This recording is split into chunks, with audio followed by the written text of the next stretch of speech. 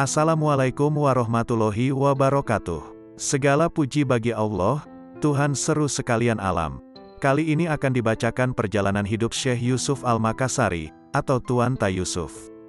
Adapun kisah ini diambil dari buku yang berjudul Syekh Yusuf Tuan Ta Salamaka dari Goa yang ditulis oleh H.A. Mas Syara, diterbitkan oleh Yayasan Laki Padada, Jakarta, tahun 1983. Pada suatu malam yang cerah, duduklah Dampang atau kepala desa Komara, daerah kerajaan Goa, seorang diri di pondok kebunnya. Tiba-tiba ia melihat cahaya terang benderang berdiri di tengah-tengah kebunnya. Di dalam cahaya terang itu nampak seseorang berdiri di dalamnya. Karena silau, Dampang Komara jadi pusing dan semaput. Setelah beberapa waktu lamanya, barulah ia siuman kembali. Ketika itu nampak olehnya seorang orang tua berdiri di depannya sambil berkata, "Hai Dampang Komara, kasihanilah saya ini, sudilah kiranya memberi tempat tinggal di rumahmu supaya ada yang membantumu bekerja kebun." Mendengar ucapan itu berkatalah Dampang Komara, "Saya gembira sekali jika engkau bersedia tinggal di rumahku. Akan tetapi sebelumnya ingin saya ketahui, engkau siapa dan dari mana asalmu?" Maka orang tua itu pun menjawab, "Saya sendiri tidak tahu dari mana asalku, lantas saya berada di kebunmu ini. Namaku tidak usah dahulu saya sebut." Mendengar jawaban orang tua itu, mengertilah Dampang Komara. Maka sejak waktu itu orang tua tadi tinggal menjaga kebunnya Dampang Komara. Beberapa waktu kemudian, pada suatu hari orang tua itu diajak oleh Dampang Komara, ikut ke Moncong Lowe. Maksudnya untuk mengambil daun nipa bahan atap rumahnya. Setelah mereka tiba di rumah Gal Larang Moncong Lowe, mereka pun mintalah daun nipa pada Gal Larang. Adapun Gal Larang ini adalah adik sepupu sekali Dampang Komara. Selesai daun nipa diikat, keduanya pamit lalu pulang ke rumahnya. Berselang beberapa lama orang tua itu mohon kepada Dampang Komara, supaya ia diperkenankan pergi seorang diri ke rumah Gal Larang Moncong Lowe. Dampang Komara tidak keberatan. Malah ia katakan, bahwa tidak ada salahnya engkau ke sana, karena Gal Larang Moncong Lowe itu sepupu sekaliku juga. Maka minta dirilah orang tua itu turun ke tanah langsung berjalan menuju ke rumah Gal Larang Moncong Lowe. Ketika orang tua itu tiba di depan rumah Gal Larang Moncong Lowe, ia pun dilihat oleh Gal Larang. Segera Gal Larang bertanya, "Apa engkau disuruh kemari oleh Dampang Komara?" Orang tua itu menjawab, "Tidak, saya sendiri yang mau kemari ke rumah Gal Larang dan ingin tinggal di rumah ini menemani Gal Larang Moncong Lowe." Maka tersenyumlah Gal Larang dan sejak waktu itu orang tua itu tinggallah di rumah Gal Larang Moncong Lowe. Setiap hari orang tua itu bekerja di rumah Gal Larang Moncong Lowe. Ia mengambil air, kayu bakar, menumbuk padi dan lain-lain pekerjaan di rumah Gal Larang itu. Beberapa lamanya orang tua itu minta diri lagi dari Gal Larang Moncong Lowe untuk berkunjung sebentar ke rumah Dampang Komara, sebab sudah agak lama tidak bertemu. Ketika orang tua itu tiba di rumah Dampang Komara, maka tiba-tiba ia menyampaikan hasrat dan niatnya kepada Dampang sambil berkata, Dampang. Dengan ini terus terang saya sampaikan, bahwa hati saya tertambat dan ingin mempersunting putrinya Gal Larang Moncong Lowe. Apa kira-kira beliau bersedia menerima saya seorang yang hina dina ini sebagai seorang menantunya?" Dampang Komara menjawab, "Entahlah, namun sebaiknya saya sampaikan hal ini kepada Gal Larang Moncong Lowe." Seketika itu juga Dampang Komara bersiap dan pergilah ia seorang diri ke rumah Gal Larang Moncong Lowe. Dalam pertemuan dengan Gal Larang Moncong Lowe, berkatalah Dampang Komara, Andik, itu orang tua yang baru-baru ini tinggal di rumah ini ada pesannya padaku yang perlu saya sampaikan kepada Dinda." Pesannya itu mengatakan, bahwa ia menaruh hati dan ingin mohon persetujuanmu. Apakah Dinda bersedia menerima ia sebagai menantu? Karena hatinya tertambat kepada putri Dinda. Mendengar perkataan itu, Gal Larang Moncong Lowe tersenyum lalu menjawab, "Orang yang bersahaja demikian itulah yang saya harapkan untuk menjadi menantuku. Sudah sekian banyak orang datang, menaiki tangga rumahku, ada Karaeng, ada orang bangsawan lainnya, tapi semuanya tidak berkenan di hatiku. Orang tua itulah yang sungguh menarik perhatianku. Selama ia tinggal di rumah ini baik putriku, maupun istriku tidak pernah bekerja keras. Semuanya dikerjakan oleh orang tua itu. Untuk orang lain pun ia bekerja. Ia mengangkut kayu bakar, ia menumbuk padi, ia mengambil air selama ia berdiam di rumah ini. Selain itu memang saya lihat ada tanda-tanda lain dimiliki orang tua itu. Sebab pernah saya lihat ketika ia berjalan kakinya tidak rapat di tanah, kira-kira sesiku antaranya. Tidak lama kemudian, dikawinkanlah orang tua itu dengan putrinya Galarang Monconglowe, seorang gadis yang sangat cantik. Kedua suami istri itu kelihatan sangat rukun dan damai, cinta mencintai, kasih mengasihi. Beberapa bulan kemudian, berkat kekuasaan Allah Subhanahu wa Ta'ala, istri orang tua itu mulailah ngidam karena hamil. Dipanggil Raja Gowa. Pada suatu hari ketika Raja Gowa pertama mengarangi Daeng Manrabia Sultan Alauddin, Raja Gowa yang pertama memeluk agama Islam. Tumenanga Rigaukana, sedang duduk di istana dihadap oleh rakyat, tiba-tiba ia teringat akan Galarang Monconglowe, yang sudah agak lama tidak datang di Balalompoa, atau istana. Apakah ia sakit? Apakah ia sedang sibuk membangun rumah baru ataukah ia mengadakan pesta perkawinan? Tidak diketahui oleh raja. Maka Raja Gowa menyuruh salah seorang pembawa puan pengiringnya memanggil Galarang Monconglowe. Ketika pembawa puan yang disuruh oleh raja tiba di pekarangan rumah Galarang, dari tanah ia lihat putrinya Galarang Monconglowe sedang duduk di jendela bersama seorang laki-laki yang sudah tua. Tiba-tiba si pembawa puan itu pingsan melihat betapa cantiknya paras perempuan yang duduk di balik jendela. Melihat kejadian itu berkatalah orang tua itu kepada istrinya yang duduk di sampingnya, "Hai Dinda, ambil ujung rambutmu yang panjang itu engkau basahi dengan air, kemudian engkau turun ke tanah mengibaskannya di wajah si pembawa puan itu supaya ia siuman kembali." Sesudah dikibas dengan ujung rambut, maka siumanlah si pembawa puan yang pingsan. Ia tidak jadi naik ke rumah Galarang, ia terus lari kembali ke istana Raja Gowa menghadap raja dan menyampaikan berita, bahwa pantas Galarang Monconglowe tidak pernah datang menghadap di istana belakangan ini, karena ia sibuk mengawinkan putrinya. Berkata lagi si pembawa puan itu kepada raja, "Hamba belum pernah melihat perempuan yang secantik putrinya Galarang Monconglowe, yang duduk di belakang jendela rumahnya bersama seorang laki-laki tua yang mungkin itulah suaminya." Mendengar ucapan si pembawa puan itu, berkatalah permaisuri raja yang kebetulan duduk di sampingnya, "Tuanku raja, mohon kiranya si pembawa puan itu disuruh memanggil ke istana ini perempuan yang cantik itu, karena hamba ingin sekali melihatnya." Mendengar permintaan istrinya, maka raja pun menyuruh pembawa puan ke rumah Galarang Monconglowe memanggil orang tua dan istrinya yang dikatakan sangat cantik. Tidak berapa lama kemudian, maka datanglah suami istri orang tua yang dipanggil. Ketika keduanya masih berada di luar tembok pekarangan istana, maka permaisuri berkata kepada Raja Gowa, "Lebih baik tuanku raja memperistrikan perempuan yang benar-benar sangat cantik itu." Dijawab oleh raja, "Tidak boleh orang mengawini perempuan yang sudah punya suami." Berkata pula permaisuri, "Hamba rela saja dimadu oleh tuanku bila bersama dengan perempuan yang cantik itu." Raja pun menjawab lagi, "Di masa kita semua masih kafir, tidak beragama, orang masih boleh berbuat begitu. Kini ketika kita sudah menganut agama Islam dan melaksanakan ajarannya, haram kita berbuat serupa itu." Mendengar kata-kata suaminya, maka permaisuri itu pun diam. Sementara itu orang tua dan istrinya sudah sampai di kaki sapana atau tangga langsung naik ke istana raja. Ketika mereka duduk menghadap Raja Gowa, berkatalah raja, "Hai orang tua, istrimu ini sangat cantik." Dijawab oleh orang tua itu, "Ya, sombangku maksudnya ya tuanku."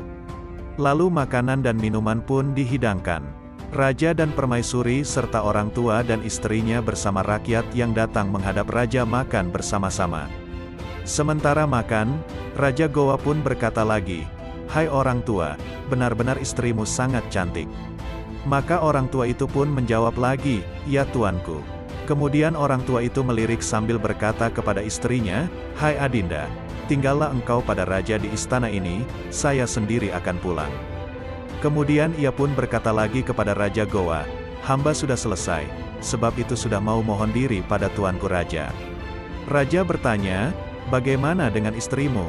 Orang tua itu pun menjawab, "Biar ia tinggal di sini sebab raja memujinya." Mendengar dialog itu maka menangislah istri orang tua itu. Tapi orang tua segera membujuk istrinya dan mengatakan, bahwa lebih baik ia tinggal saja di istana dulu. Tidak akan lama kemudian pasti kita akan bertemu kembali.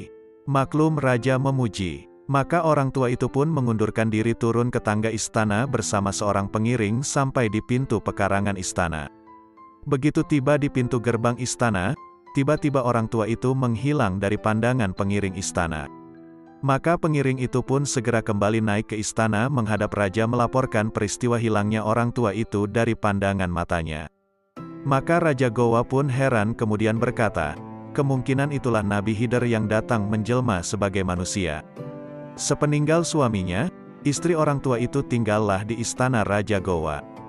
Dibuatkanlah tempat tidur di luar tempat peraduan raja. Sementara itu ada satu hal yang menakjubkan, bahwa setiap malam nampak perempuan itu jika tidur badannya tergantung tidak terletak di atas kasur.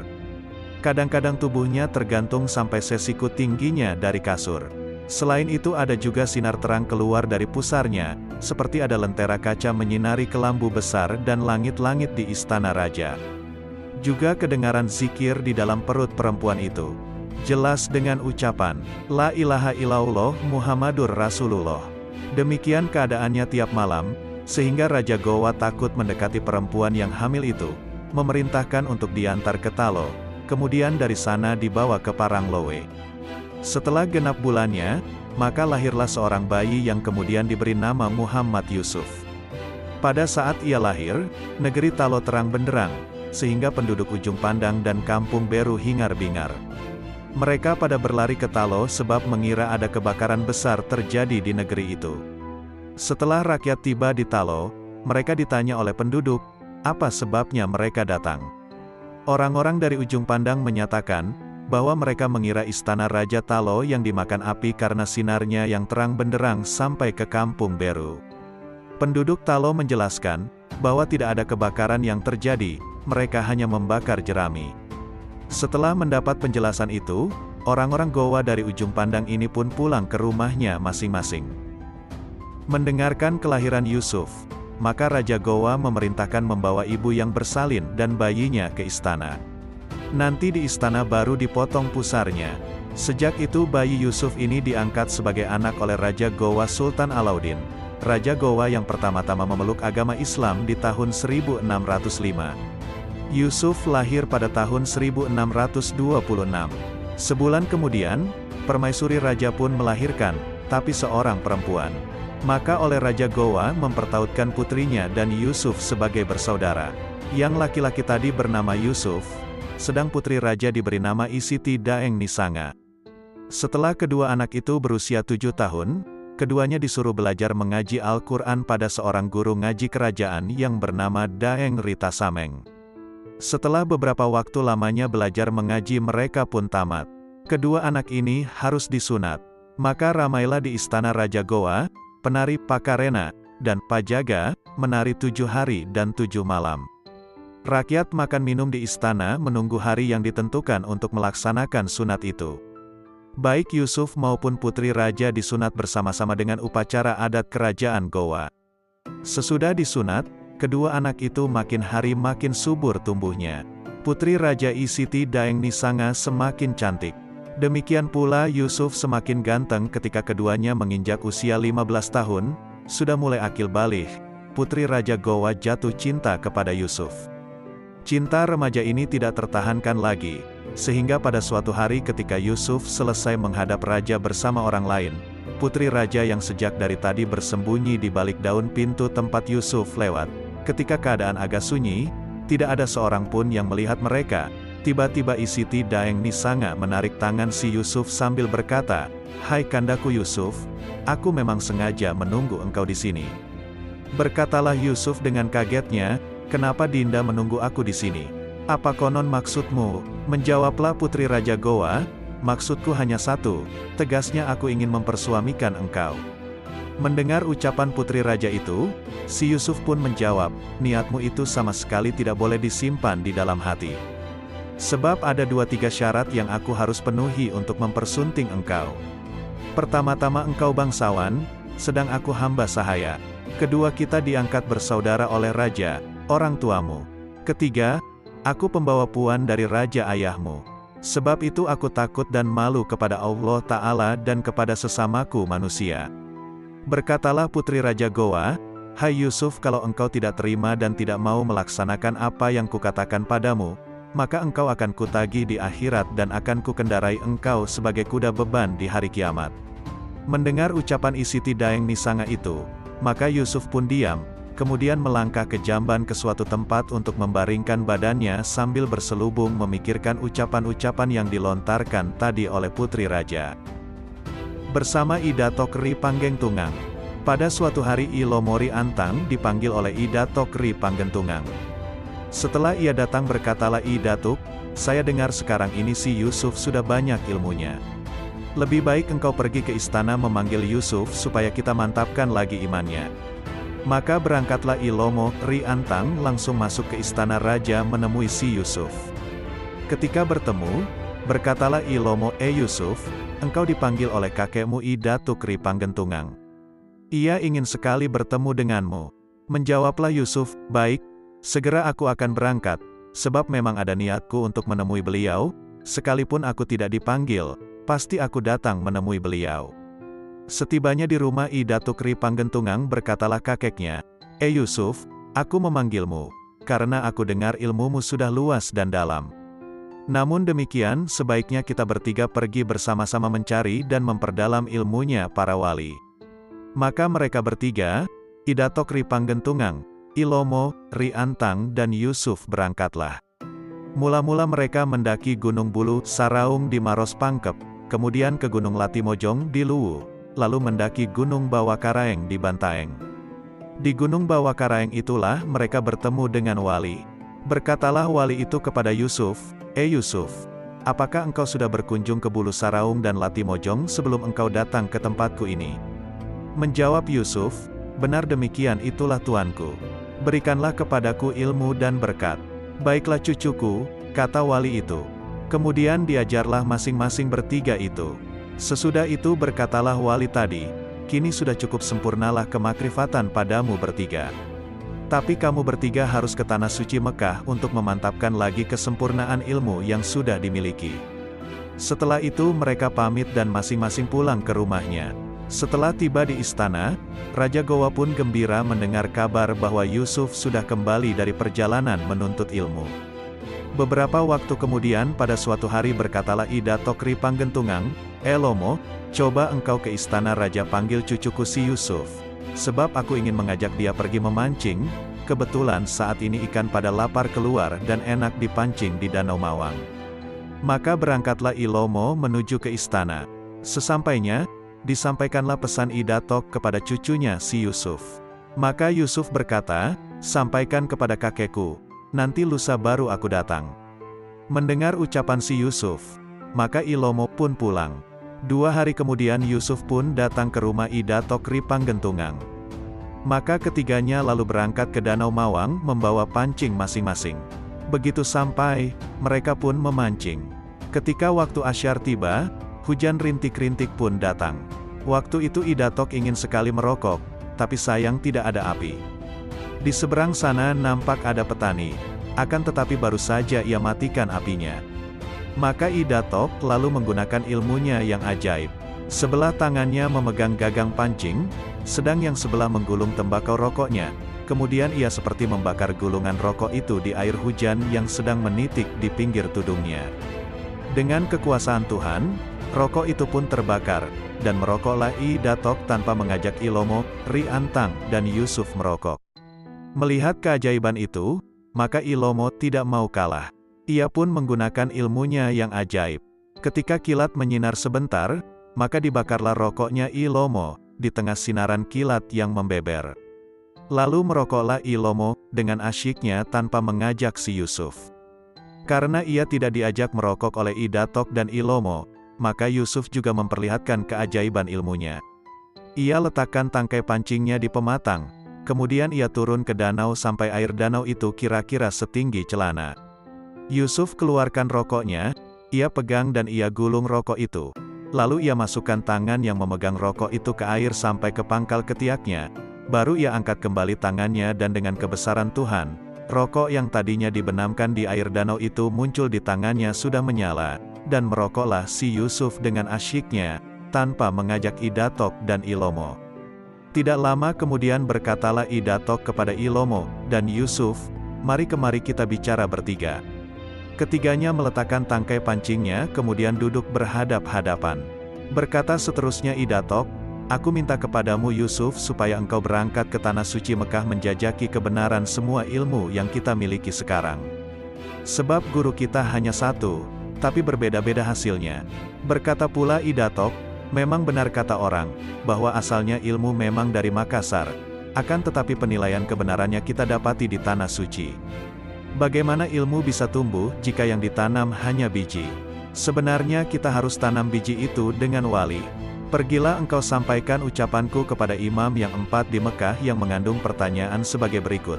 Apakah barang yang ada kita adakan, ataukah barang yang tidak ada kita adakan? Bila imam 4 mengatakan, bahwa barang yang ada kita adakan, maka kita pun bisa juga kerjakan. Bila mereka katakan, bahwa barang yang tidak ada yang kita adakan, maka tanyalah terus bagaimana caranya mengadakan barang itu. Adapun yang dimaksud oleh Idatok imam 4 ialah, 1. Imam Abu Hanafi bin Sabit, lahir di Basra tahun 80 Hijriah bertepatan tahun 669 Masehi. 2. Imam Malik bin Anas, lahir tahun 93 Hijriah bertepatan tahun 713 Masehi. 3. Imam As-Syafi'i lahir di Palestina tahun 150 Hijriah bertepatan dengan tahun 767 Masehi. 4. Imam Hambali lahir di Baghdad tahun 164 Hijriah, meninggal dunia tahun 241 Hijriah. Setelah itu mereka bertiga pun pulang ke rumahnya. Meminang Putri Raja Gowa. Pada suatu hari, Yusuf teringat akan ucapan Putri Raja Gowa, Isiti Daeng Nisanga, yang menyatakan niatnya untuk menjadi istri Yusuf, karena pikirannya selalu terganggu. Maka Yusuf pergilah ke rumah Gallarang Mangasa. Berkatalah Yusuf kepada Gallarang, "Aku datang sekarang ini menghadap Daengta," gelar untuk Gallarang Mangasa. "Aku mohon kiranya Daengta bersedia pergi menghadap Raja Gowa. Tolong sampaikan ke hadapan Raja Gowa, bahwa aku ini jatuh hati kepada putrinya, Isiti Daeng Nisanga. Hal ini terpaksa aku beberkan, supaya kelak aku tidak berat di hari kemudian." Mendengar ucapan Yusuf, berkatalah Gallarang Mangasa, "Baiklah kalau begitu." Keesokan harinya Gallarang Mangasa bersama Gallarang Tombolo pergilah menghadap Raja Gowa di istana. Setelah diterima oleh Raja, berkatalah Gallarang Mangasa, "Anakku Yusuf minta perantaraan kami menyampaikan ke hadapan tuanku Raja, bahwa ia jatuh hati pada putri tuanku, Isiti Daeng Nisanga." Mendengar kata-kata itu, Raja pun menundukkan kepalanya, termenung dan tafakur. Ketika Raja angkat kembali mukanya, berkatalah ia kepada Gallarang Mangasa, "Semua kata-kata si Yusuf bukan suatu masalah besar bagiku. Tetapi perlu diingat, bahwa yang disebut hamba, budak, ia tetap hamba sahaya. Yang disebut karaeng, bangsawan, ia tetap karaeng, bangsawan. Demikian keterangan saya kepada Daengta." Dari istana Raja Gowa, kedua Gallarang yang diutus tadi menemui Yusuf di rumah kediamannya. Ketika ia dengar ucapan Raja Gowa seperti yang disampaikan oleh Gallarang Mangasa, berkatalah Yusuf, "Kalau begitu, sudah bukan salahku. Juga dengan sendirinya aku sudah bebas dari siksaan di hari kiamat sehubungan dengan ucapan putrinya Raja Gowa padaku." Beberapa hari kemudian, nampak Yusuf seorang diri berjalan menuju istana raja. Di situ ia sudah dapati Gallarang Mangasa dan Gallarang Tombolo sedang menghadap raja.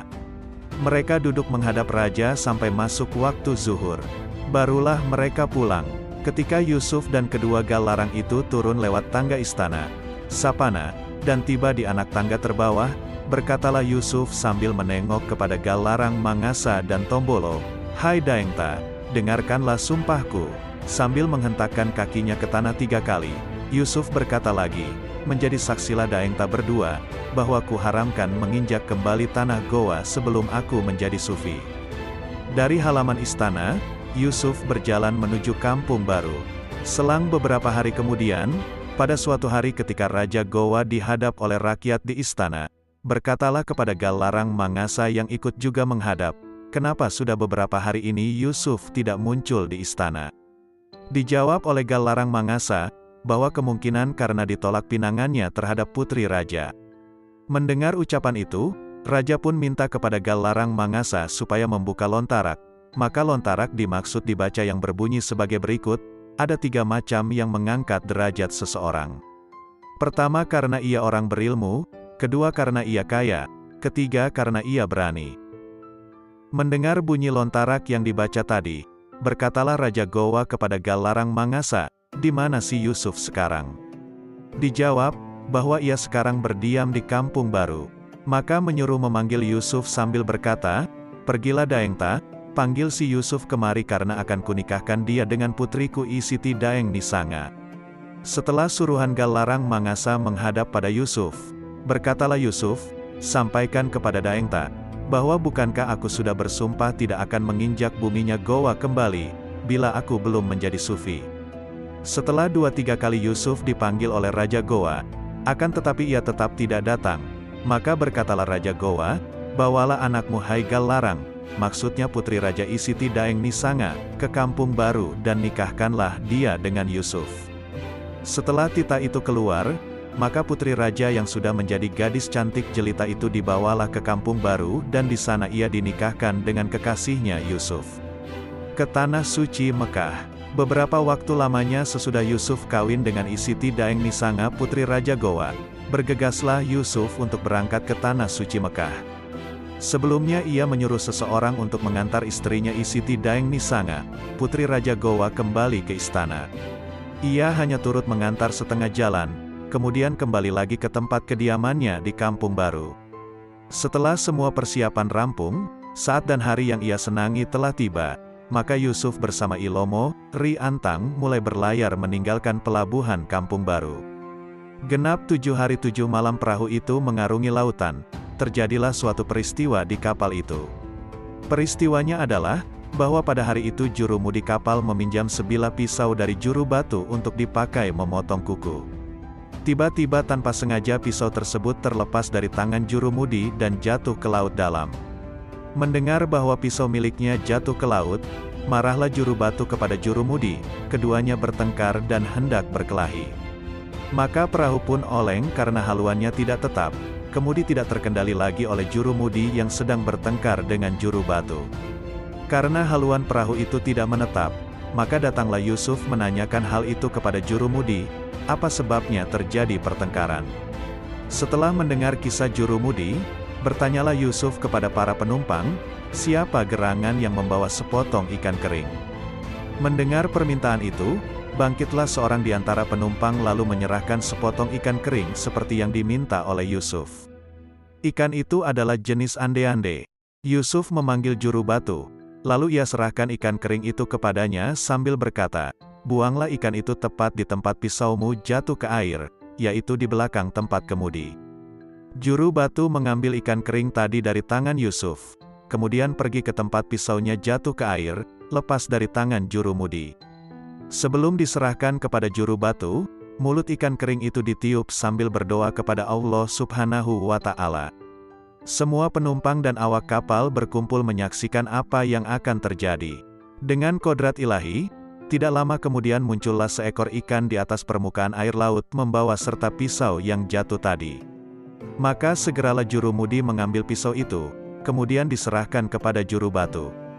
Para penumpang dan awak kapal semuanya heran melihat peristiwa yang baru saja terjadi di depan matanya.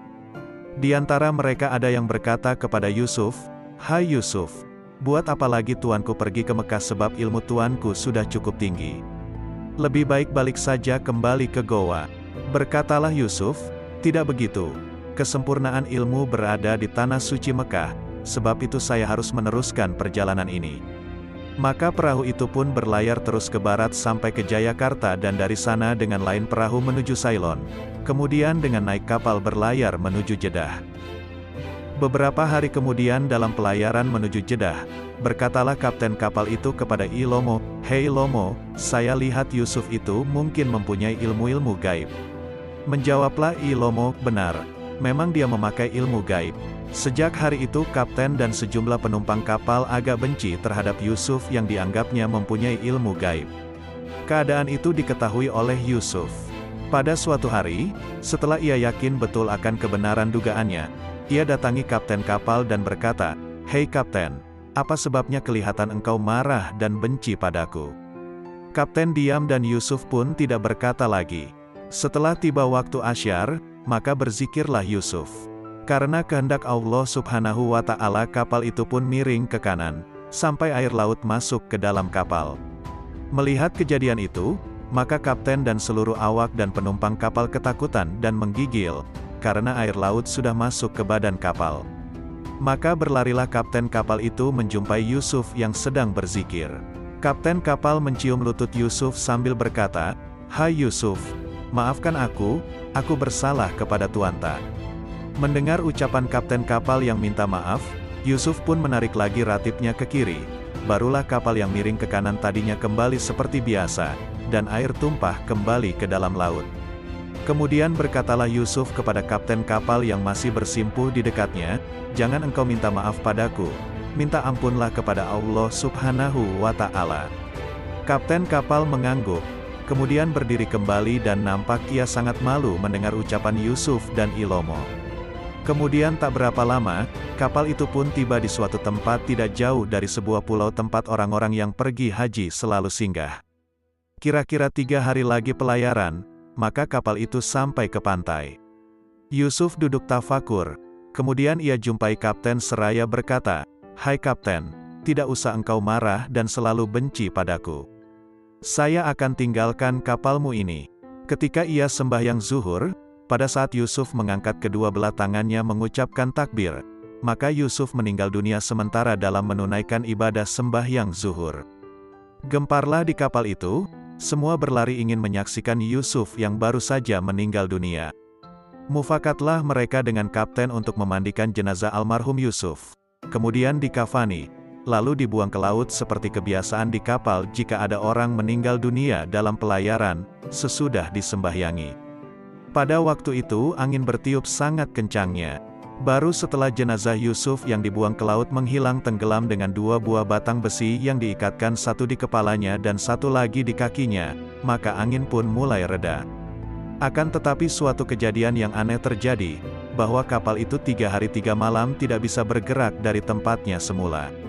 Sesudah Ilomo, Ri Antang berdoa, barulah angin bertiup dari buritan, maka kapal itu mulailah berlayar menuju ke pulau tadi. Ketika kapal mendekati pulau dimaksud, kapten kapal itu berkata kepada semua penumpang, "Lebih baik kita mampir dulu ke pulau itu untuk istirahat sambil mengambil air minum bekal dalam pelayaran nanti." Semua penumpang setuju, maka jangkar diturunkan.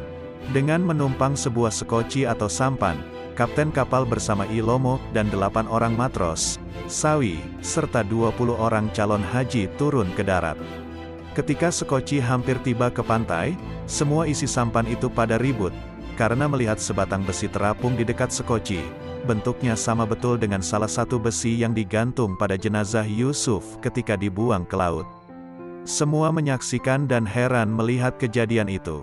Kapten kapal bersama Ilomo lalu turun dari sekoci, kemudian berjalan ke darat. Belum jauh mereka berjalan, tiba-tiba muncul Yusuf datang dari depan berselubung kain di kepalanya. Ketika Yusuf tiba di depan kapten kapal dan Ilomo, Yusuf memberi salam, "Assalamualaikum," sambil berkata, "Sudah lama kalian aku tunggu di pulau ini baru kalian datang." Baik kapten kapal maupun Ilomo, serta para pengiringnya semua heran melihat kejadian yang luar biasa itu. Mereka semua berkata, "Betul-betul Yusuf ini seorang wali." Atas petunjuk Yusuf, maka kapten kapal dan kawan-kawan mendapatkan sebuah sumur, mereka semua mandi. Sesudah mandi berkatalah kapten kapal itu kepada Yusuf dan Ilomo, "Lebih baik saya ke kapal saja lebih dahulu. Kalau kalian masih mau tinggal istirahat di pulau ini, saya akan tunggu di kapal. Tapi jangan lewat dari jam 5 sore, sebab saya perlu segera berlayar." Maka tinggallah Ilomo, bersama 2 orang calon haji dan Yusuf. Tidak lama kemudian tiba-tiba datang seorang orang tua memberi salam dan berkata, "Assalamualaikum, hai cucuku Yusuf, engkau mau kemana?" Menjawablah Yusuf yang bingung karena tidak mengenal orang tua itu, bahwa ia akan ke tanah suci Mekah mencari ilmu dan amal. Berkatalah orang tua itu, "Hai cucuku Yusuf, tidak usah kamu ke sana, nanti akulah yang akan memberikan engkau amal dan ilmu yang dicari itu." Mendengar ucapan orang tua itu, semua pada diam. Di dalam hati mereka mengatakan, tentu orang tua itu seorang wali. Sejenak kemudian berkatalah Yusuf, manalah itu amal yang kakek hendak berikan padaku. Berkatalah orang tua itu, nanti sebentar kan ku berikan pada cucuku, tapi sekarang ini aku sedang mengantuk. 7 hari lamanya saya tidak tidur. Aku ingin memejamkan mata untuk tidur biar sebentar saja. Tapi saya minta engkau berempat duduk merentangkan kaki ke depan merapat. Kemudian aku tidur di atasnya. Berkatalah Yusuf, baiklah kakek. Maka keempatnya duduk dan melancangkan kakinya berhimpitan. Orang tua itu minta supaya Yusuf yang duduk di kepalanya dan minta supaya jangan ada yang pergi sebelum ia bangun. Sudah beberapa jam lamanya orang tua itu belum juga bangun. Padahal waktu sudah hampir jam 5 sore, saat perjanjian mereka dengan kapten kapal. Tepat pukul 5 sore berkatalah Ilomo kepada kedua calon haji temannya tadi, "Bagaimanalah pikiranmu sekarang, sebab waktu sudah pukul 5 sore.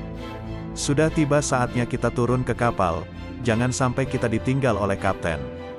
Maka sepakatlah mereka bertiga, Ilomo, dan kedua temannya, meletakkan badan orang tua itu ke tanah, kemudian mereka bertiga berjalan menuju ke kapal. Tinggal Yusuf seorang diri memangku kepala orang tua itu yang belum juga bangun. Hari sudah malam, tapi orang tua itu belum bangun. Malah sampai pagi keesokan harinya belum juga ia bangun. Tiba-tiba pada pagi hari itu, orang tua itu meninggal dunia. Maka bingunglah Yusuf menghadapi peristiwa itu.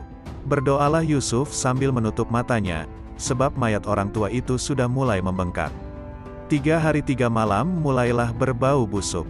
Sampai hari ke-7, mayat itu mulai berulat sebesar kelingking. Malah ulat-ulat besar itu meloncat-loncat ke muka Yusuf. Tapi Yusuf tetap bertahan duduk memangku kepala mayat itu sambil mengucapkan kata-kata, "La ilaha illallah, Muhammadar Rasulullah."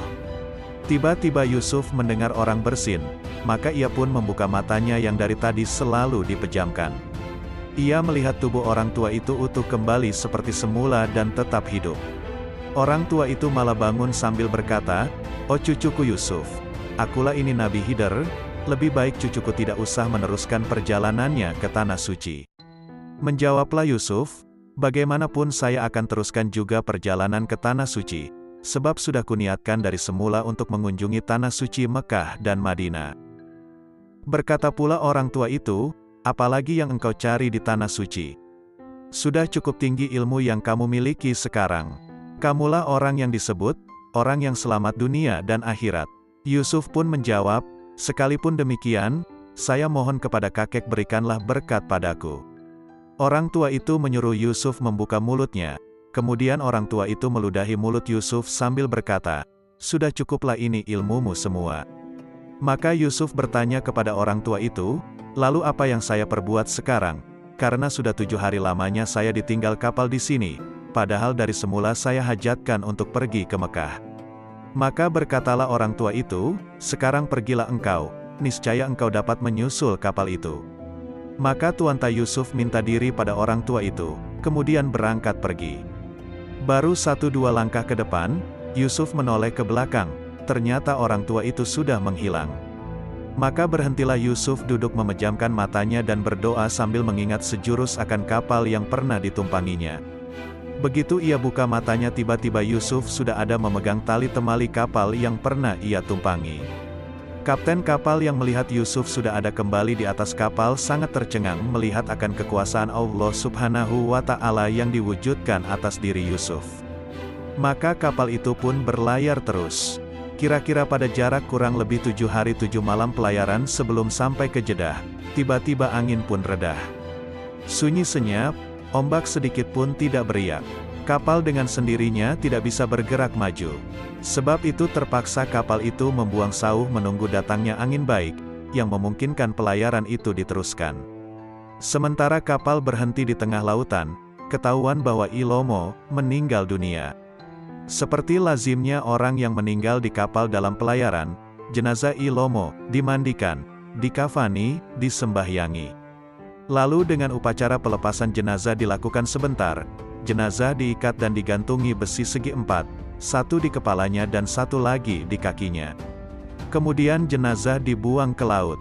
Setelah peristiwa itu berkatalah kapten kapal, Mohon kiranya Tuanta Yusuf berdoa agar kita bisa berlayar terus ke Jeddah."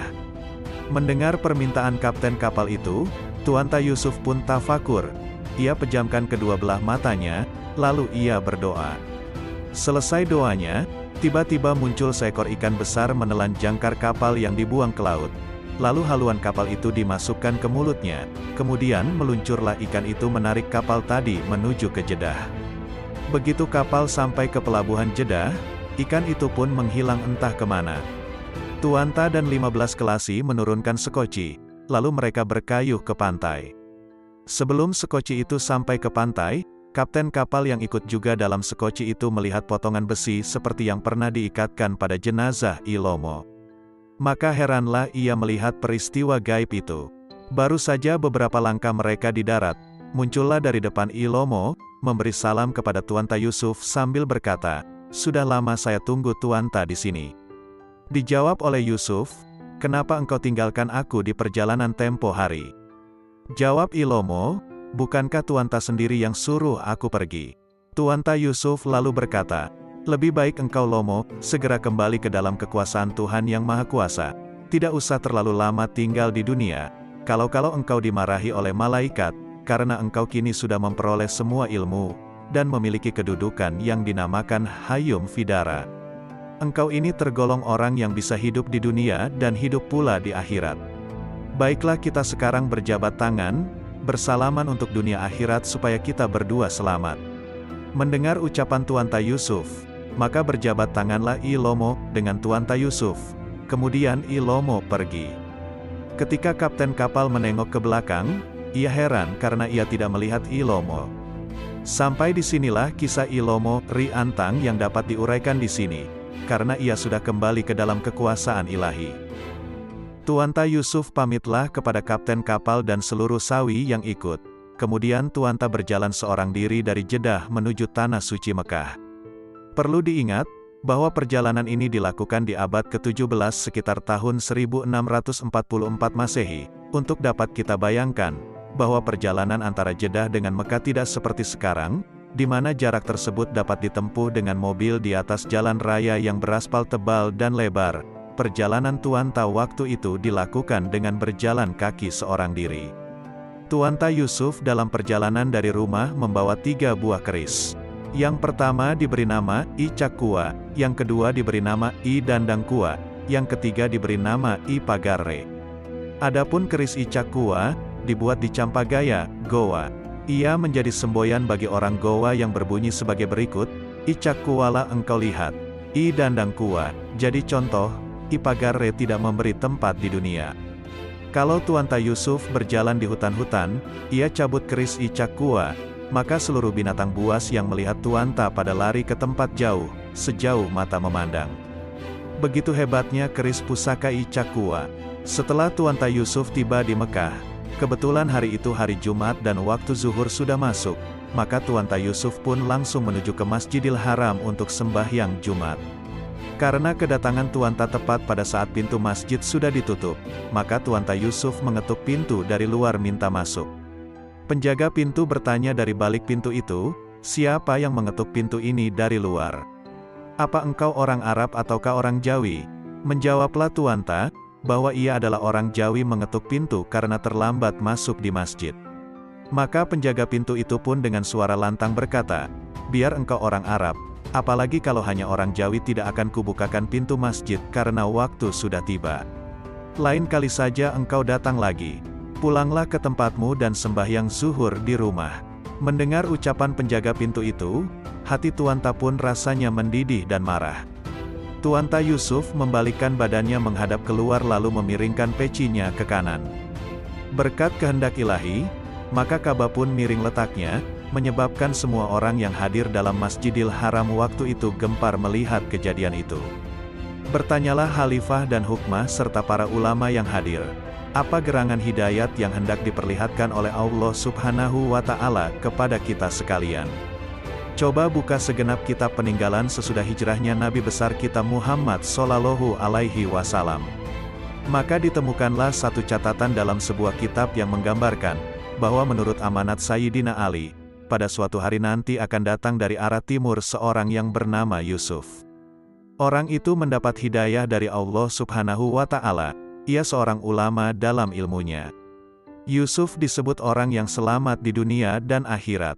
Setelah selesai membaca kitab itu, maka para alim ulama bertanya kepada penjaga pintu, apakah tadi ada orang yang minta dibukakan pintu ketika hendak dimulai sembahyang Jumat? Maka dijelaskan oleh penjaga pintu masjid, bahwa ketika pintu-pintu Masjidil Haram sudah tertutup semua, datang seorang orang Jawi menurut pengakuannya, terlambat datang dan minta dibukakan pintu. Dari dalam penjaga menanyakan siapa yang mengetuk pintu di luar, orang Arabkah ataukah orang Jawi. Maka mendapat jawaban orang itu, bahwa ia adalah seorang Jawi. Mendengar jawaban orang itu, penjaga pintu berkata padanya, supaya lain kali saja ia datang untuk sembahyang di masjid, karena pintu-pintu sudah ditutup. Lebih baik sembahyang zuhur saja di rumah. Penjaga pintu lebih jauh menjelaskan, bahwa ketika ucapannya itu disampaikan, maka orang Jawi itu pun membalik hendak berjalan ke depan. Sambil bergerak ia memiringkan pecinya ke kanan, maka terjadilah peristiwa di mana masjid dan Ka'bah jadi miring. Maka para alim ulama mengusulkan kepada Imam Syafi'i supaya orang Jawi itu agar diundang ke masjid sekarang juga. Mungkin orang itulah yang dimaksud oleh catatan peninggalan Sayyidina Ali dalam kitab. Maka Bilal pun disuruh pergi memanggil Tuanta Yusuf. Ketika Bilal tiba di rumah kediaman Yusuf, kebetulan Tuanta Yusuf kedapatan sedang menanak nasi, tapi kakinya dijadikan tungku, tangan kirinya menjadi tungku, tangan kanannya memegang periuk nasi. Pada saat Tuanta Yusuf menanak nasi itu si Bilal pun tiba. Selesai memberi salam yang dijawab oleh Tuanta Yusuf, kemudian Bilal dipersilahkan masuk ke dalam rumah. Bilal menyampaikan undangan kepada Tuanta sambil berkata, Tuanku diminta datang di Masjidil Haram oleh Imam Syafi'i dan semua alim ulama yang ada di sana. Baiklah, tunggu aku selesai menanak nasi ini baru kita pergi bersama-sama, ujar Tuanta. Tuanta mengajak Bilal makan, akan tetapi ditolak dengan alasan belum waktu makan. Sesudah itu keduanya berangkatlah menuju Masjidil Haram. Sesampainya di masjid, Tuanta langsung masuk menemui Imam Syafi'i dan para alim ulama yang hadir di masjid.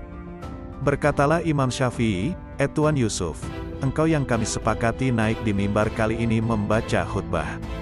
Maka bangkitlah khatib memberikan kudung Tuanta, lalu Yusuf naik ke mimbar.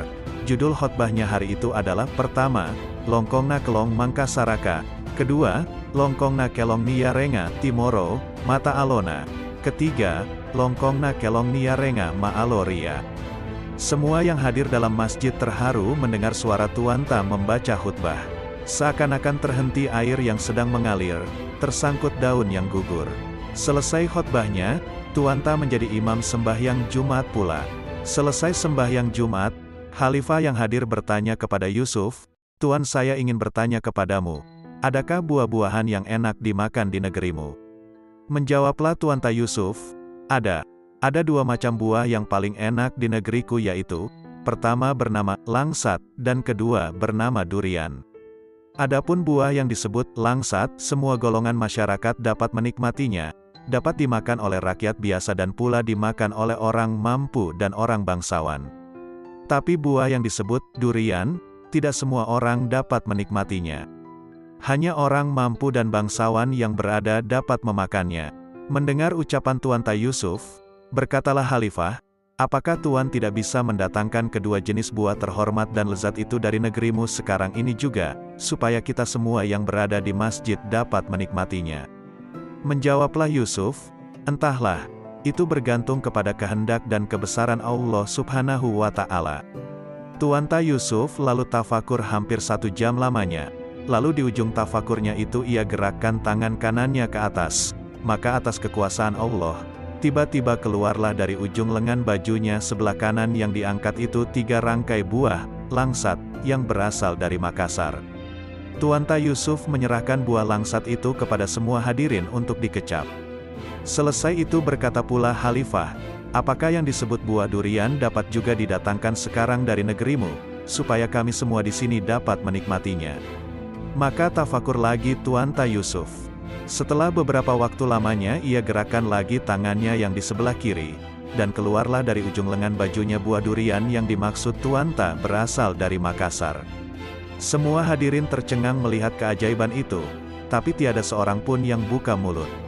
Lalu mereka bubar. Sebelum meninggalkan Masjidil Haram, berkatalah Tuanta Yusuf kepada Imam Hanafi, "Berikanlah padaku berkat untuk menambah ilmuku." Imam itu menjawab, Yusuf, dari aku sendiri tidak mungkin lagi bisa menambah ilmumu. Sebab pesan Nabi Muhammad SAW menyebutmu sebagai orang yang selamat di dunia dan di akhirat kelak. Namun demikian sebaiknya engkau mencari dan menjumpai wali 40 yang sudah 200 tahun meninggal dunia. Demikianlah Tuanta Yusuf mulai mengadakan perjalanan siang dan malam, turun gunung naik gunung mencari wali 40 yang dimaksud. Baru setelah ia berkelana selama 40 hari 40 malam, barulah Tuanta Yusuf tiba di sebuah bukit batu, di mana ia bertemu dengan wali 40 yang dicari. Baru saja Yusuf muncul di puncak bukit, ia dipanggil oleh wali penghuni bukit itu dan ditanya hendak kemana Yusuf pergi. Yusuf mendekat kemudian berkata kepada wali itu, "Berilah padaku berkat ya wali." Wali menjawab, "Tidak perlu lagi aku tambah ilmumu, karena sudah cukup tinggi." Tapi Tuanta Yusuf masih mendesak pula. Akhirnya wali itu minta Tuanta Yusuf menganga. Lalu diludahi oleh wali itu, sambil berkata, "Kini lebih sempurnalah ilmumu Yusuf. Namun sebaiknya engkau menemui dan berguru pula pada rajanya wali yaitu Abdul Qadir Jailani, 750 tahun meninggal dunia dari sekarang. Tapi aku berpesan, bila dalam perjalanan nanti engkau temukan hal-hal yang membingungkan bertobatlah kepada Allah Subhanahu wa Ta'ala. Jangan engkau lupa akan kekuasaan Tuhan yang Maha Kuasa." Berjalanlah Tuanta Yusuf seorang diri siang dan malam, mencari tempat kediaman rajanya wali yang disebut Abdul Qadir Jailani. Dalam perjalanan, Tuanta menemukan berbagai macam kekayaan Tuhan di dunia ini. Apabila dalam perjalanan yang jauh itu Tuanta Yusuf bertemu dengan binatang buas, ia cabut lagi kerisnya yang bernama icak kuah, maka binatang buas pun pada lari. Sebab itu Tuanta Yusuf tidak pernah takut dan gentar, tetap ia berani dalam perjalanan. Beberapa hari lamanya Tuanta Yusuf berjalan, tibalah di sebuah gunung yang disebut Gunung Jailani tempat Abdul Qadir Jailani tinggal. Yusuf berjalan terus sampai ke puncak gunung. Di sana ia melihat sebuah rumah yang hanya satu batang tiangnya di tengah-tengah. Maklumlah Tuanta Yusuf di dalam hati, bahwa pastilah rumah itu tempat tinggalnya wali besar Abdul Qadir Jailani. Sesampainya di rumah itu, ia lihat seseorang sedang sembahyang, maka berhentilah Yusuf di belakangnya sambil menunggu orang itu selesai sembahyang. Begitu selesai sembahyang, orang itu menoleh ke belakang dan berkata, Yusuf, apa gerangan maksudmu datang di tempatku ini?" Dijawab oleh Yusuf, "Memang saya datang kemari menyediakan diri untuk menjadi hamba sahayamu dan mohon diberi berkat." Yusuf terus yakin bahwa yang diajak bicara itu adalah wali besar Abdul Qadir Jailani yang ia cari. Berkatalah wali Abdul Qadir Jailani, "Aku kira engkau sudah bertemu dengan wali 40 dan ulama besar lainnya."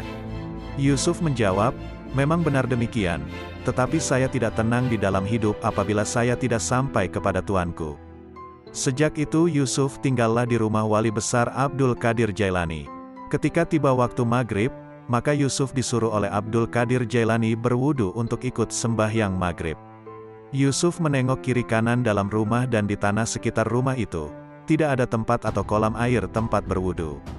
Ia mulanya ingin menanyakan kepada wali Abdul Qadir Jailani di mana tempat berwudu, akan tetapi kemudian ia merasa malu dan segan.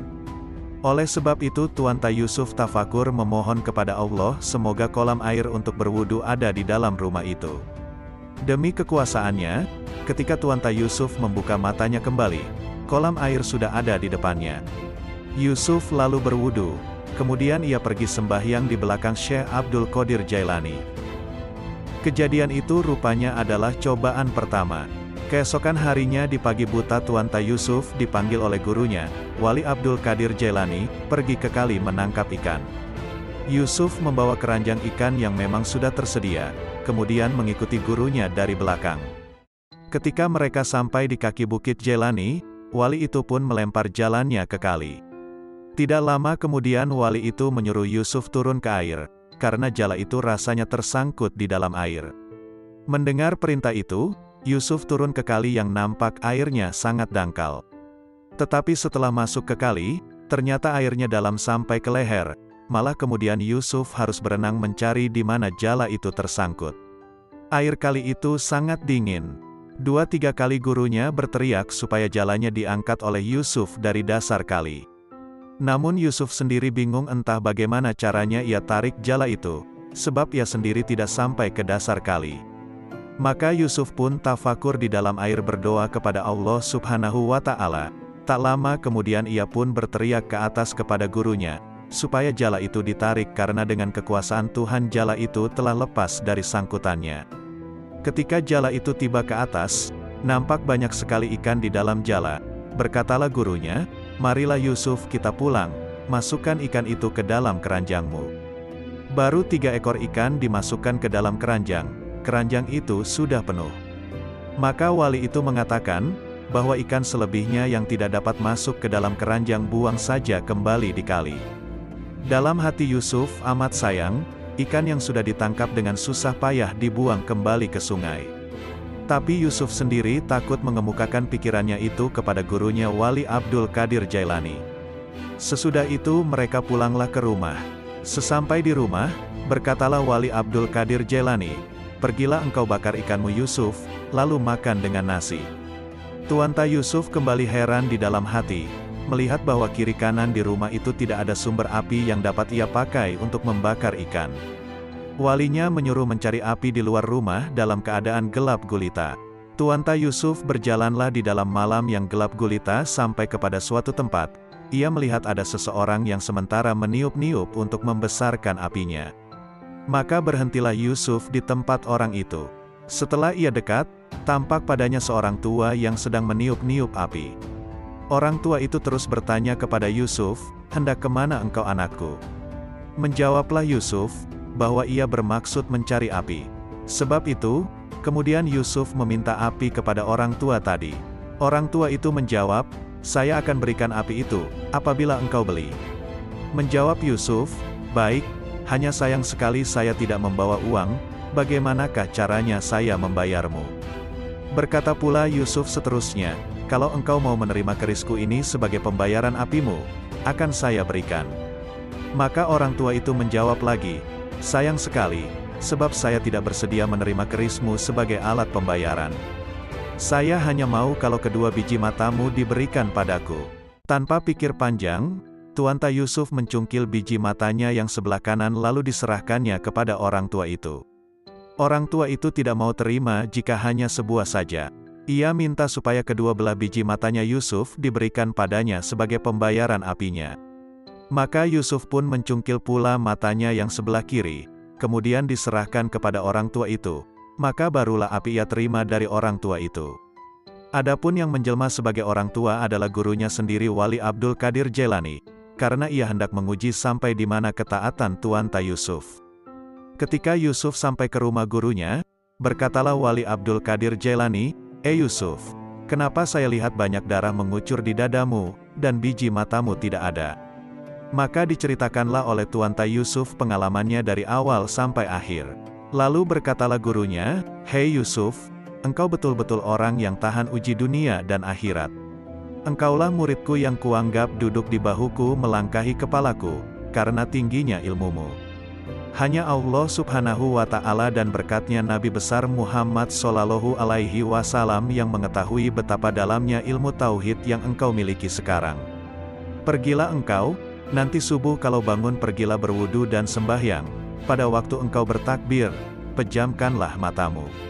Sesudah takbir barulah engkau buka kedua belah matamu." Dalam hatinya Yusuf mengatakan, "Bagaimana halnya saya dapat memejamkan dan kemudian membuka kedua belah mataku, padahal aku tidak mempunyai biji mata." Tapi Yusuf malu mengemukakan hal itu pada gurunya, sebab itu ia pun diam, lalu pergi tidur. Ketika waktu subuh telah tiba, Yusuf pun bangun terus pergi berwudu dan berdiri hendak sembahyang subuh. Ketika Yusuf bertakbir, lalu ia kemudian membuka matanya, dengan kehendak ilahi, kedua biji matanya sudah ada kembali melekat seperti biasa. Sebab itu ia menyelesaikan sembahyangnya, kemudian berdoa kepada Allah Subhanahu wa Ta'ala, lalu bergeser berjabat tangan dengan gurunya, yang juga sudah selesai sembahyang. Maka berkatalah Wali Abdul Qadir Jailani, Yusuf, ilmumu sudah sangat tinggi. Semua anak muridku yang lain tidak ada yang seperti Yusuf. Muridku yang lain itu ilmunya hanya sampai di kakiku, melangkahi lututku. Tapi engkau Yusuf, ilmumu seakan-akan sampai ke bahuku dan melangkahi kepalaku. Beberapa hari kemudian, pamitlah Tuanta Yusuf pada gurunya hendak kembali ke Mekah. 7 hari kemudian Tuanta Yusuf berhasrat hendak berangkat ke Madinah untuk ziarah ke makam Nabi Muhammad Shallallahu Alaihi Wasallam. Rencana Yusuf ini terdengar oleh jemaah lainnya, baik ia orang Arab maupun orang Jawi.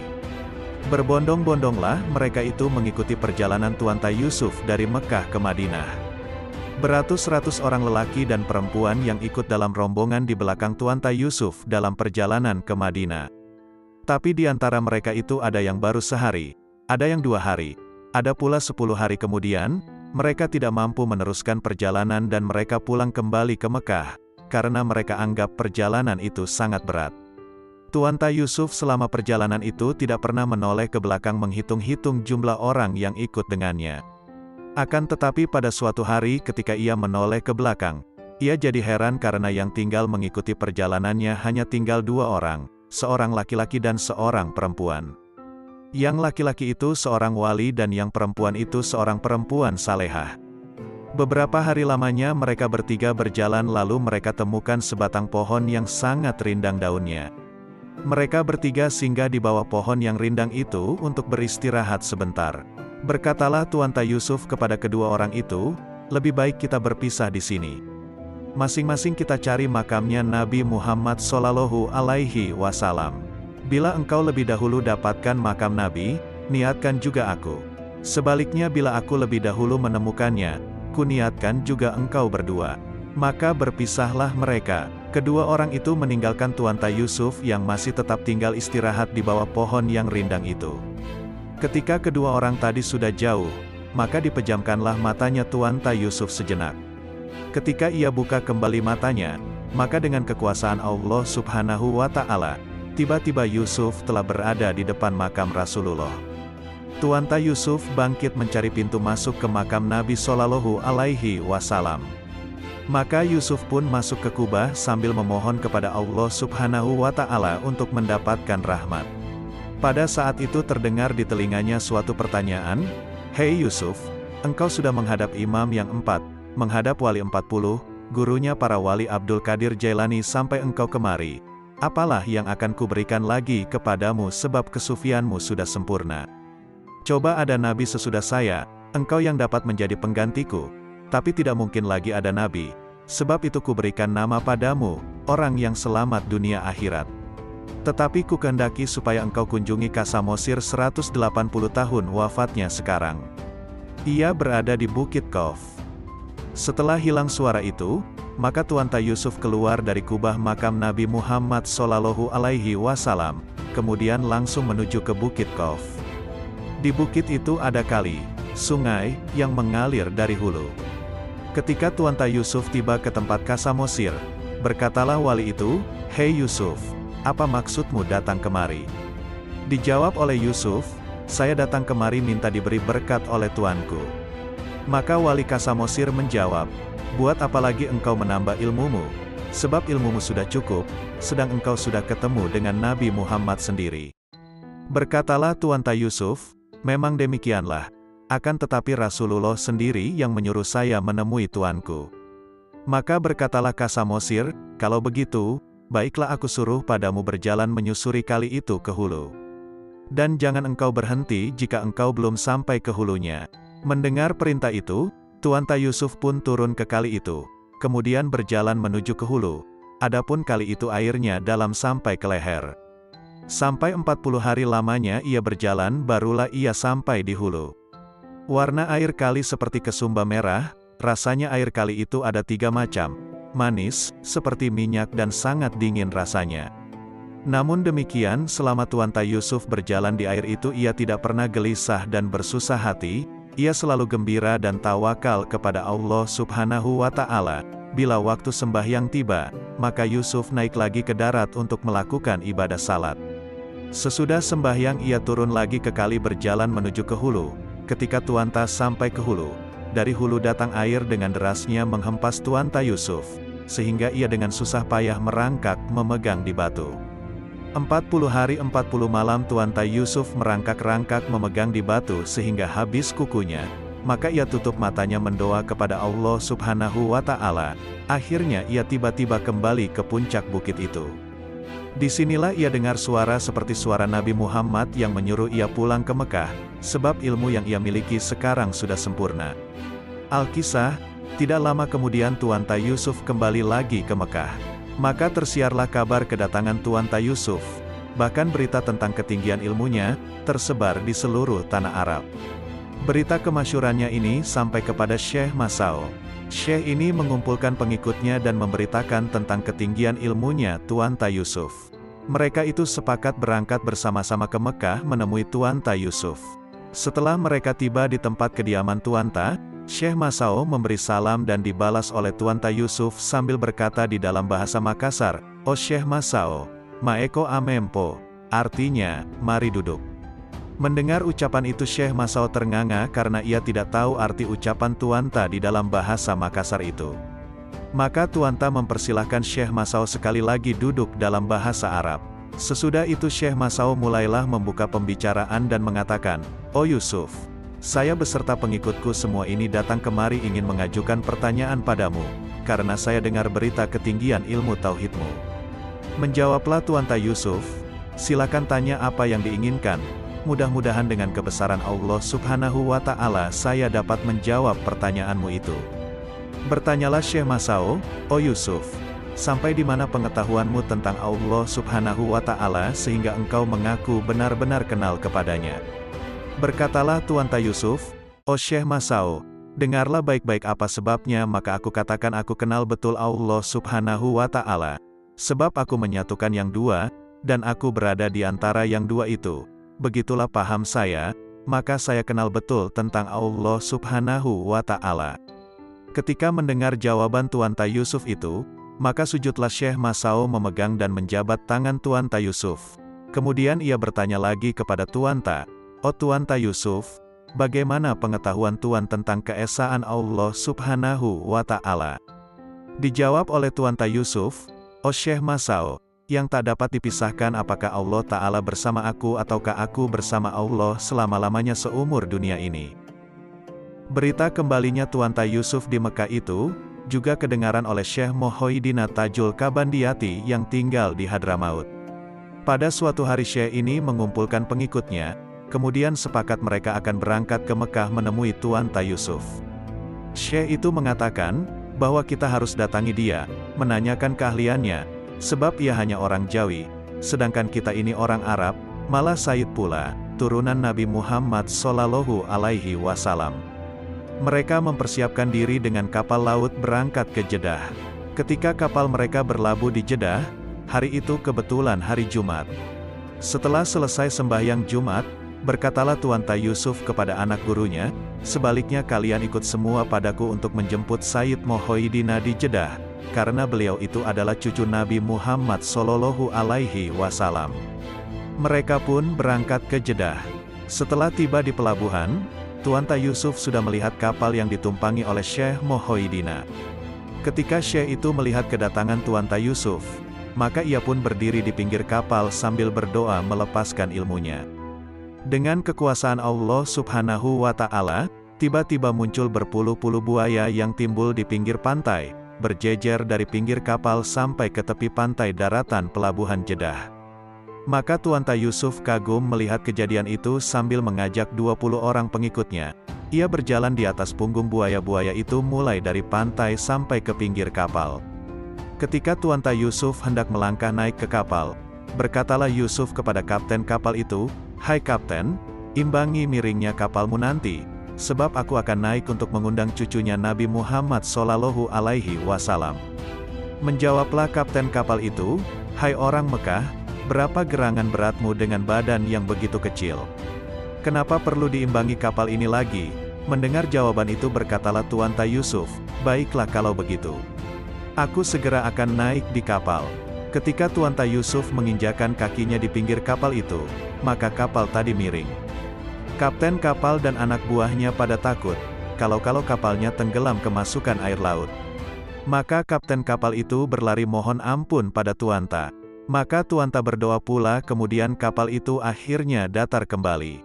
Setibanya di atas kapal, maka Syekh Muhyiddin datang memegang tangan Tuanta Yusuf sambil berkata, "Marilah tuanku duduk." Yusuf menjawab, "Jangan tuanku berkata demikian. Tidak pantas tuanku menyebut demikian pada saya. Jangan tuanku ucapkan kata-kata terhormat serupa itu bagiku. Seharusnya akulah yang harus mengucapkan kata-kata serupa itu untuk tuanku." Setelah Tuanta Yusuf duduk berhadapan dengan Syekh Muhyiddin, berkatalah Tuanta Yusuf, "Sebenarnya saya datang ini untuk menjemput tuanku. Kiranya bersedia mampir di pondokku di Mekah. Tadinya niat saya ialah untuk mengunjungi tuanku di Hadramaut. Akan tetapi tuanku sendiri sudah lebih dulu berada di sini, makanya saya undang tuanku berkunjung ke Mekah." Maka Syekh itu pun menerima baik undangan Tuanta Yusuf. Setelah persiapan selesai, mereka pun akan meninggalkan kapal. Tuanta Yusuf memejamkan matanya, berdoa sebentar. Dengan kekuasaan Allah Subhanahu wa Ta'ala, tiba-tiba air laut terbelah mulai dari pinggir kapal sampai ke pinggir pantai, sehingga Tuanta, Syekh Muhyiddin dan pengikut dapat berjalan ke darat. Setelah mereka tiba di darat, barulah air laut bertaut kembali seperti semula. Dari Jeddah mereka itu berjalan menuju Mekah. Setelah sampai ke rumah Tuanta Yusuf, berkatalah Syekh Muhyiddin, "Mulai hari ini saya serahkan diri saya kepadamu Tuanta Yusuf." Ia berkata demikian karena ia melihat kewalian Tuanta Yusuf. Maka ia pun diterima oleh Tuanta dan diangkat sebagai anak.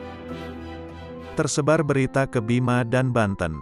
Maka terkenallah kemasyhuran nama dan keahlian Tuanta Yusuf dalam ilmu tasawuf. Sehingga Raja di Bima di Nusa Tenggara Barat sekarang, tidak bisa tidur memikirkannya. Tapi pada suatu malam ketika Sultan Bima berhasil lelap dalam tidurnya, tiba-tiba ia bermimpi melihat Tuanta Yusuf sedang bersembahyang di Masjid Raya Bima, menjadi imam bagi semua jamaah yang hadir waktu itu di dalam masjid. Selesai sembahyang, Sultan Bima berbicara sebentar dengan Tuanta Yusuf. Kemudian tiba-tiba ia kaget dan terbangun dari tidurnya. Subuh pun sudah tiba, maka bangunlah Sultan berwudu, kemudian sembahyang subuh dengan khusyuknya. Selesai sembahyang, Sultan Bima selalu mengenang Tuanta Yusuf yang ia lihat dalam mimpinya tadi. Keesokan harinya di waktu pagi, maka Sultan Bima mengumpulkan semua kepala adat, semua anak bangsawan di seluruh negeri.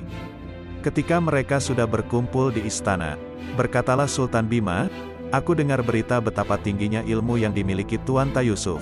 Betapa besar keahlian Tuanta, sebab itu aku minta kalian ada yang berangkat ke Tanah Suci Mekah untuk mengundang beliau datang ke Tanah Bima." Berkatalah Mangkubumi, "Siapakah gerangan yang baik kita utus ke Mekah untuk mengundang Tuanta Yusuf?" Maka Sultan Bima berkata, "Menurut aku, sebaiknya Mangkubumi sendiri yang berangkat membawa surat undanganku." Maka semua hadirin menyetujui keputusan Sultan. Raja pun memerintahkan juru tulisnya untuk menulis surat yang berbunyi sebagai berikut.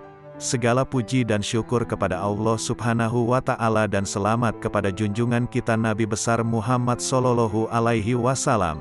Bersama ini adalah sepucuk surat dari kami Sultan Bima. Semoga diselamatkan oleh Allah Subhanahu wa Ta'ala. Ia tiba dengan selamat di hadapan yang mulia dan suci Tuanta Yusuf, orang yang selamat dunia dan akhirat, orang yang tersohor kewaliannya di semua negeri di bawah angin dari Mekah dan lain tempat, orang yang selalu dalam keselamatan dan kehormatan. Kemudian daripada itu, adapun kata-kata yang aku suruh antar ini, mengandung makna betapa puji dan hormatku kepada Tuanta, semoga kata-kata itu diterima dengan hati yang senang.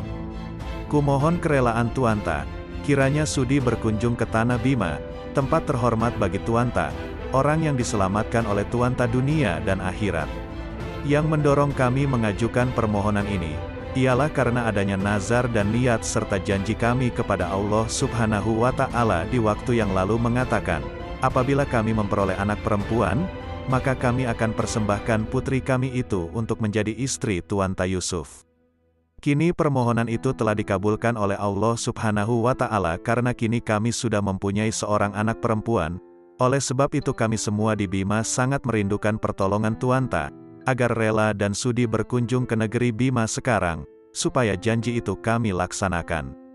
Selesai surat itu ditulis, lalu Sultan menyerahkannya kepada Mangkubumi sambil berkata, "Aku minta sekarang juga engkau persiapkan keberangkatanmu, menetapkan waktu dan hari untuk berlayar ke Tanah Suci Mekah." Maka surat itu pun diterima oleh Mangkubumi, kemudian pulang ke rumahnya. Ketika waktu dan hari baik telah tiba, Mangkubumi dengan pengiringnya naik ke kapal dan mulailah mereka berlayar menuju Tanah Suci Mekah. Tidak lama kemudian kapal yang ditumpangi oleh Mangkubumi dari Bima itu sudah berlabuh di pelabuhan Jeddah. Di kota Mekah mereka tanyakan tempat kediaman Tuanta Yusuf. Semua orang yang ditanya mengenal dan menunjukkan tempat kediaman orang suci ini. Waktu itu kebetulan ramai di rumah Tuanta Yusuf, karena banyak pengikutnya yang datang menghadap. Begitu pula para alim ulama hadir di rumah itu. Di samping itu nampak pula Tuan Hadramaut. Ketika Mangkubumi masuk ke rumah itu, ia beri salam. Lalu ia dipanggil oleh Tuanta Yusuf agak mendekat. Kemudian ia ditanya, siapa dia dan dari mana datangnya. Maka Mangkubumi Kerajaan Bima itu menjawab, bahwa ia adalah suruhan dari Sultan Bima membawa sepucuk surat untuk Tuanta. Surat itu pun diterima oleh Tuanta, kemudian dibaca dengan perhatian yang mendalam. Selesai dibaca berkatalah Tuanta Yusuf, "Alhamdulillah karena memuji Tuhan dan Rasul-Nya karena saya jadi sebab. Sangat terpujilah penghormatan Sultan Bima kepada Tuhan Yang Maha Esa dan kepada Rasulullah. Tapi di balik itu perlu saya sampaikan melalui utusan ini, bahwa saya pernah mendengar dan selalu ingat ucapan Raja Gowa kepadaku yang mengatakan, bahwa seseorang yang disebut Karaeng, ia tetap Karaeng. Maksudnya seseorang turunan bangsawan ia tetap bangsawan. Sebaliknya yang disebut hamba sahaya ia tetap hamba, dan bukanlah ia bangsawan. Oleh sebab itu saya merasa tidak sepadan untuk memperistrikan putrinya Sultan Bima, sebab Sultan seorang bangsawan. Saya takut malu memperistrikannya, mengingat perkataan Raja Gowa tempo hari ketika saya mau berangkat ke Tanah Suci, waktu melamar putrinya. Namun demikian saya mempunyai usul, lebih baik putri Sultan Bima itu dikawinkan dengan cucunya Nabi kita, ialah Sayyid Mohoidina Tajul Kobandiati dari Hadramaut. Ialah yang kuanggap cocok memperistrikan putri Sultan Bima, karena ia bangsawan dan cucu Nabi." Tuanta melirik ke arah Syekh Mohoidina, yang mengangkat bicara mengatakan, "Adapun saya ini sudah menyerahkan seluruh tubuhku dan milikku, nyawaku dan hidupku kepada Tuanta. Apa-apa yang dikehendaki oleh Tuanta atas diri saya, akan kuturuti." Mendengar perkataan Tuanta Yusuf, maka Mangkubumi Bima yang menjadi utusan itu berkata, "Apa-apa yang dikehendaki Tuanta, itulah yang jadi." Maka menjadilah suatu putusan musyawarah di kalangan para alim ulama yang hadir seperti yang dikemukakan oleh Tuanta Yusuf. Berkatalah Tuanta kepada Syekh Mohoidina, "Aku minta padamu supaya engkau berangkat ke Bima agar nazar Sultan Bima terkabul. Engkaulah yang kuinginkan menggantikanku ke sana untuk mengawini putrinya Sultan Bima. Sekarang juga aku minta engkau bersiap berlayar bersama dengan Mangkubumi utusan Sultan Bima ini." Syekh Mohoidina pun bersiaplah. Kemudian ia menghadap lagi Tuanta sambil mengemukakan, bahwa ia tidak memiliki jubah yang pantas dipakai untuk nikah nanti di Bima. Tuanta mengatakan, "Kalau itu saja tidak usah engkau risau. Nanti aku suruh antar jubah itu melalui angin ke timur. Nanti tepat pada 14 bulan Safar, hari Senin waktu Asyar, tibalah engkau nanti berlabuh di pelabuhan Bima. Pada saat itu juga jubah itu akan datang kepadamu." Mendengar keterangan Tuanta, maka berjabat tanganlah kemudian Syekh Mohoidina berjalan ke Jeddah bersama-sama dengan rombongan Mangkubumi dari Bima. Dari Jeddah mereka naik kapal berlayar terus ke timur menuju kerajaan Bima di Nusa Tenggara.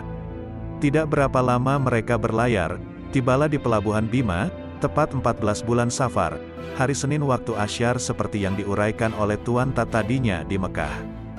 Belum ia meninggalkan kapal, tiba-tiba datang jubah di depan Syekh Mohoidina. Sesudah itu Syekh ini dijemput dan diantar menghadap Sultan Bima. Ia disambut dengan upacara adat di pinggir pantai di pelabuhan oleh segenap anak raja-raja dan bangsawan di Bima. Syekh Mohoidina tiba di pantai, berkatalah Tomai Lalang Bima, "Kami ini disuruh oleh Sri Sultan Bima untuk menjemput tuanku." Maka dipeganglah tangannya kemudian dituntun naik ke istana raja. Sultan Bima segera berdiri di pintu istana, kemudian mengajak Syekh Muhyiddin duduk. Setelah semuanya tenang, melaporlah Mangkubumi kepada Sultan dari awal sampai akhir. Mendengar laporan itu, maka putri raja didandani sebagai pengantin bangsawan yang layak. Peristiwa pernikahan ini sangat ramai dan meriah. Maka resmilah Syekh Muhyiddin cucu Nabi Muhammad Sallallahu Alaihi Wasallam menjadi menantu dari Sultan Bima. Mulai saat itu Syekh tadi menetap tinggal di Bima dan kemudian ia digelar Tuanta Bima. Tuanta Yusuf kemudian berkeinginan sekali berkunjung ke Roma. Ia ingin sekali bertemu dengan raja yang berkuasa di tanah Rom. Pada suatu hari, berangkatlah Tuanta Yusuf seorang diri meninggalkan tanah Mekah menuju Rom. Sekitar 20 hari lamanya Tuanta berjalan ke barat menuju tanah Rom. Maka tiba-tiba Nabi Musa menjelma di tengah jalan dan bertanya kepada Tuanta, "Hei Yusuf, engkau hendak kemana?"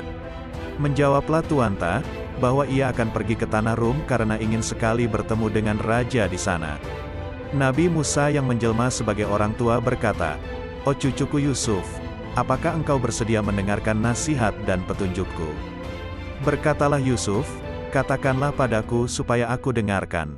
Orang tua itu berkata, "Jangan engkau pergi ke tanah Rom, karena bila engkau tiba di sana setelah bertemu dengan Raja Rom, maka sukarlah engkau akan kembali, sebab ia senang padamu.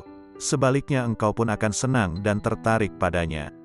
Karena itu engkau tidak bisa lagi tinggalkan raja itu. Padahal engkau Yusuf, tidak boleh tidak, engkau harus mengunjungi negeri Banten, sebab engkau akan diberi turunan di negeri itu oleh Allah Subhanahu wa Ta'ala."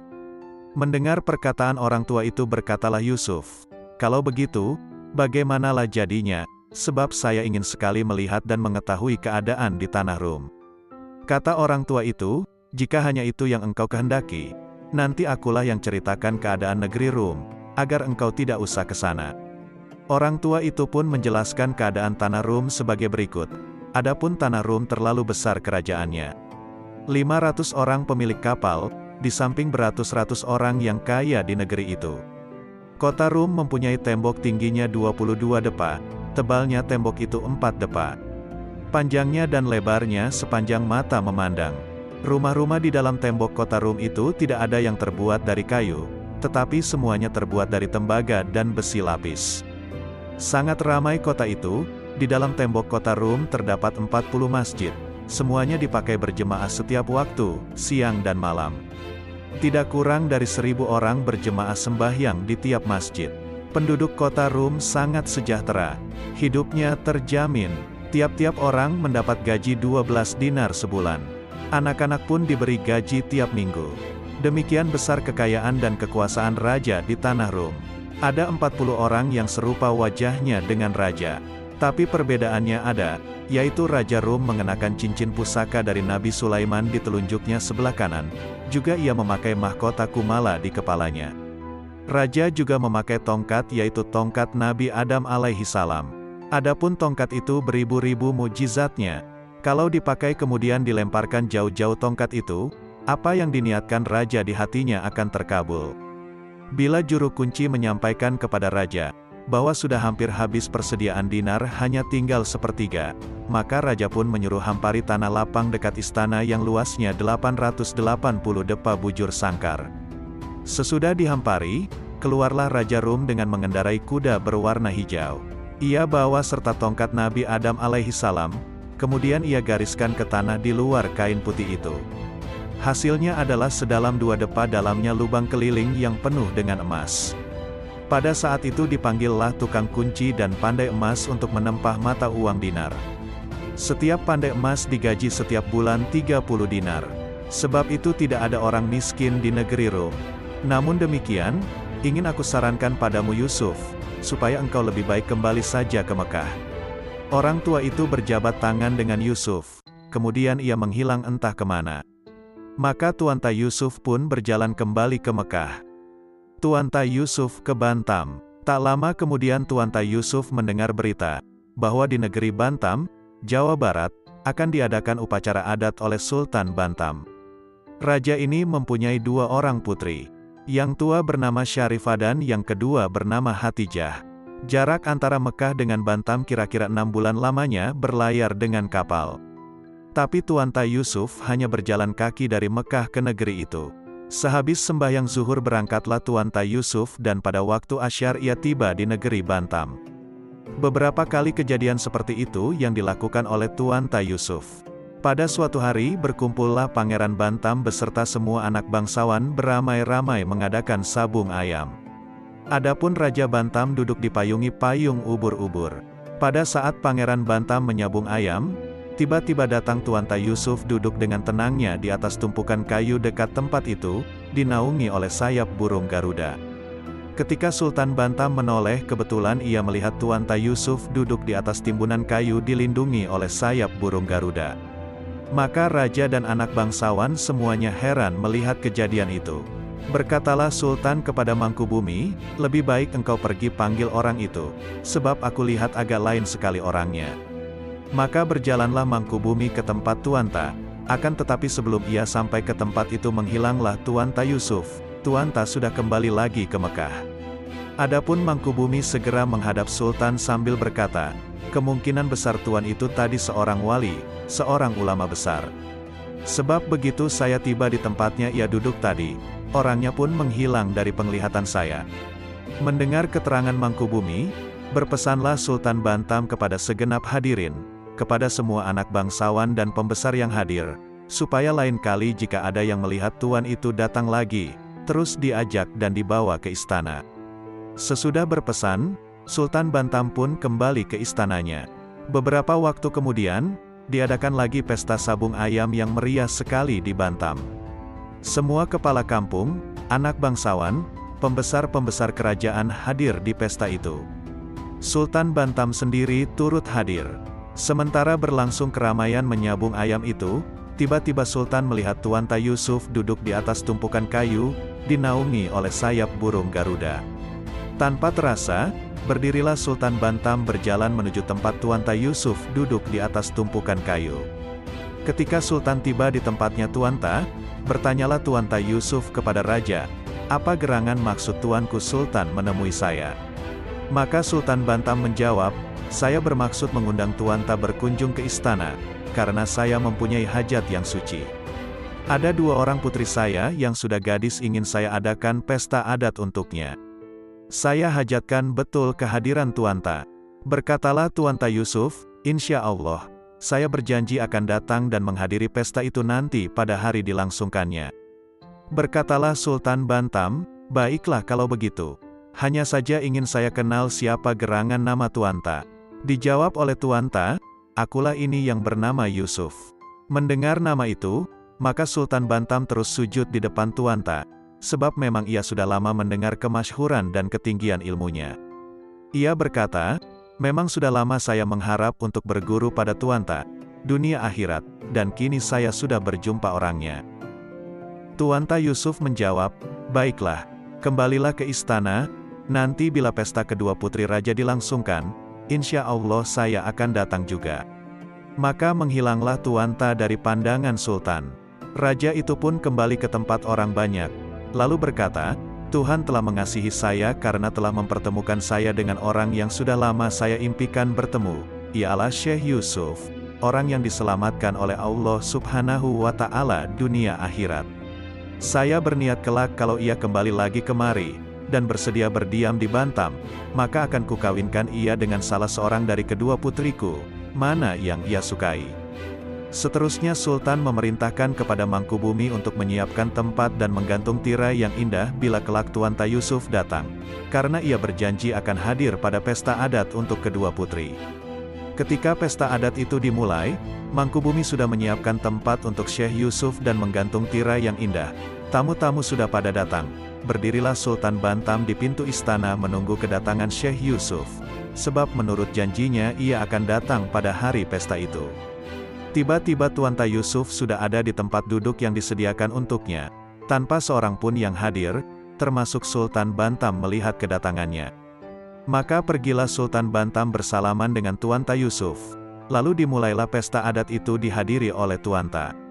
Semua hadirin heran dan takjub mengenang kewalian Tuan Ta Yusuf. Segala bunyi-bunyian yang disediakan dibunyikan, kemudian orang berzikir. Selesai semuanya dengan meriah, masing-masing orang pun pulang ke rumahnya. Adapun Tuanta Yusuf masih tinggal duduk di depan Sultan Bantam. Tidak lama kemudian, Sultan Bantam mendekat lalu berkata, "Aku mohon maaf pada Tuanta. Semoga Tuanta berkenan tinggal bermukim di tanah Bantam untuk mengajar kami semua di sini mengenai Islam. Kami anggap keislaman kami di Bantam ini belum sah, bila Tuanta tidak berkenan memberi kami petunjuk." Dijawab oleh Tuanta Yusuf, Sultan Bantam, adapun kedatangan saya kemari semata-mata dengan maksud untuk menyebarluaskan ilmu dan ajaran Islam yang diletakkan oleh Allah Subhanahu wa Ta'ala, dan jangan sekali-kali ingkar akan syariat Nabi Muhammad Sallallahu Alaihi Wasallam. Dijawab oleh Sultan, "Saat ini kami semua niatkan di dalam hati untuk menjadi pengikut Tuanta. Semoga keislaman kami diterima oleh Allah Subhanahu wa Ta'ala." Maka Tuanta Yusuf tinggallah di Bantam. Lama-kelamaan tersebarlah berita betapa dalam ilmunya Tuanta Yusuf dan betapa tingginya kesufiannya. Baik Sultan maupun semua pembesar kerajaan Bantam, berguru dengan sungguh-sungguh kepada Tuanta Yusuf. Pada suatu hari Tuanta berjalan-jalan di pinggir pantai pelabuhan Bantam, diiringi oleh sejumlah anak gurunya. Selain itu ikut pula Sultan Bantam dan sejumlah pembesar kerajaan. Tuanta Yusuf melihat hempasan ombak di pantai itu terlalu jauh ke darat, maka Tuanta Yusuf memperlihatkan kewaliannya di situ. Ketika ombak air laut itu turun, kira-kira 70 depa menyurut ke bawah, Tuanta Yusuf menggaris pasir pantai dengan telunjuknya sambil berkata, "Demi kebesaran Allah Subhanahu wa Ta'ala, sampai di sini sajalah ombak menepis pantai." Dan benar ketika ombak kembali menggulung ke pantai, ombak itu tidak lagi jauh ke atas, akan tetapi hanya sampai ke garis yang digoreskan oleh Tuanta Yusuf tadi dengan telunjuknya. Menyaksikan peristiwa ajaib itu, maka semua yang ikut ke pantai heran dan takjub melihat kewalian gurunya. Makin bertambah pulalah penghormatan mereka, termasuk Sultan Bantam kepada Tuanta Yusuf. Pada suatu hari, Sultan Bantam mengumpulkan semua pembesar kerajaan, semua anak bangsawan dan kepala-kepala adat di seluruh negeri Bantam. Kepada mereka Sultan Bantam menjelaskan, bahwa ia mempunyai niat untuk mengawinkan salah seorang di antara putrinya dengan Syekh Yusuf. Mudah-mudahan dengan demikian ia tetap bermukim di negeri Bantam. Apalagi jika ia mempunyai keturunan nanti, maka lebih terikat pula Tuanta Yusuf untuk tinggal di Bantam. Sultan bertanya kepada semua undangan, apakah mereka itu setuju dan tidak ada keberatan sama sekali. Semua yang hadir menyetujui usul Sultan Bantam. Malah mereka berkata, "Rencana dan pertimbangan kami terima dengan bulat. Sebab kalau tidak kita ikat, kelak ia akan tinggalkan kita. Apabila ia nanti mempunyai turunan, maka anak tersebut akan menjadi buah hati si birang tulang oleh rakyat Bantam." Mendengar persetujuan hadirin, maka Sultan minta supaya rencana itu ditangani oleh Mangkubumi atas nama raja. Keesokan harinya berangkatlah Mangkubumi ke tempat kediaman Tuanta Yusuf untuk menyampaikan hasrat Sultan. Setibanya di rumah Tuanta, Mangkubumi disambut oleh Tuanta Yusuf, dipersilahkan duduk. Kemudian Mangkubumi ditanya oleh Tuanta maksud kedatangannya. Lalu Mangkubumi menyampaikan dengan penuh penghormatan akan niat dan maksud Sultan yang disetujui oleh semua pembesar dan anak bangsawan di Bantam, agar Tuanta bersedia menjadi menantu dari Sultan Bantam. Mendengar ucapan Mangkubumi, berkatalah Tuanta Yusuf, Mangkubumi, tolong sampaikan ke hadapan Sultan, bahwa saya sangat senang dan bersyukur atas putusan bersama yang telah diambil oleh para pembesar dan anak-anak bangsawan di seluruh negeri atas diri saya. Tapi saya ingat ucapan Raja Goa tempo hari yang mengatakan, bahwa adapun orang bangsawan itu tetap ia bangsawan, sedangkan hamba sahaya tetap ia hamba sahaya. Namun demikian, bila memang itu kehendak Sultan dan segenap keluarga di Bantam, sampaikanlah hormatku kepada Sri Sultan dan katakan, bahwa saya akan terima niat itu dan akan saya tentukan waktu baik yang dikehendaki oleh Allah Subhanahu wa Ta'ala untuk melaksanakannya. Saya akan berangkat dulu ke Mekah untuk pamit kepada Khalifah, Imam 4 dan para wali serta alim ulama. Maka berangkatlah Tuanta Yusuf kembali ke Mekah. Setelah sampai di Mekah, ada seorang yang digelar Tuanta di Rapa bernama Abdul Basir. Ia sangat ingin melawat ke timur, di bawah angin untuk membantu Tuanta Yusuf mengembangkan Islam di dunia sana. Pada suatu ketika di hari Jumat bertemulah Tuan Ri Rapa dengan Syekh Yusuf di dalam Masjidil Haram. Ia minta kepada Tuan Ta Yusuf, apabila kelak Syekh Yusuf berangkat lagi ke timur, Tuan Ri Rapa ingin ikut serta. Baiklah, kata Syekh Yusuf. Memang kedatangan saya sekarang ke Mekah ialah untuk pamit kepada Khalifah dan Imam 4. Karena saya rencanakan akan bermukim di Bantam. Khalifah dan Imam 4 berkata, sebaiknya Tuan Ta menetap saja di Mekah.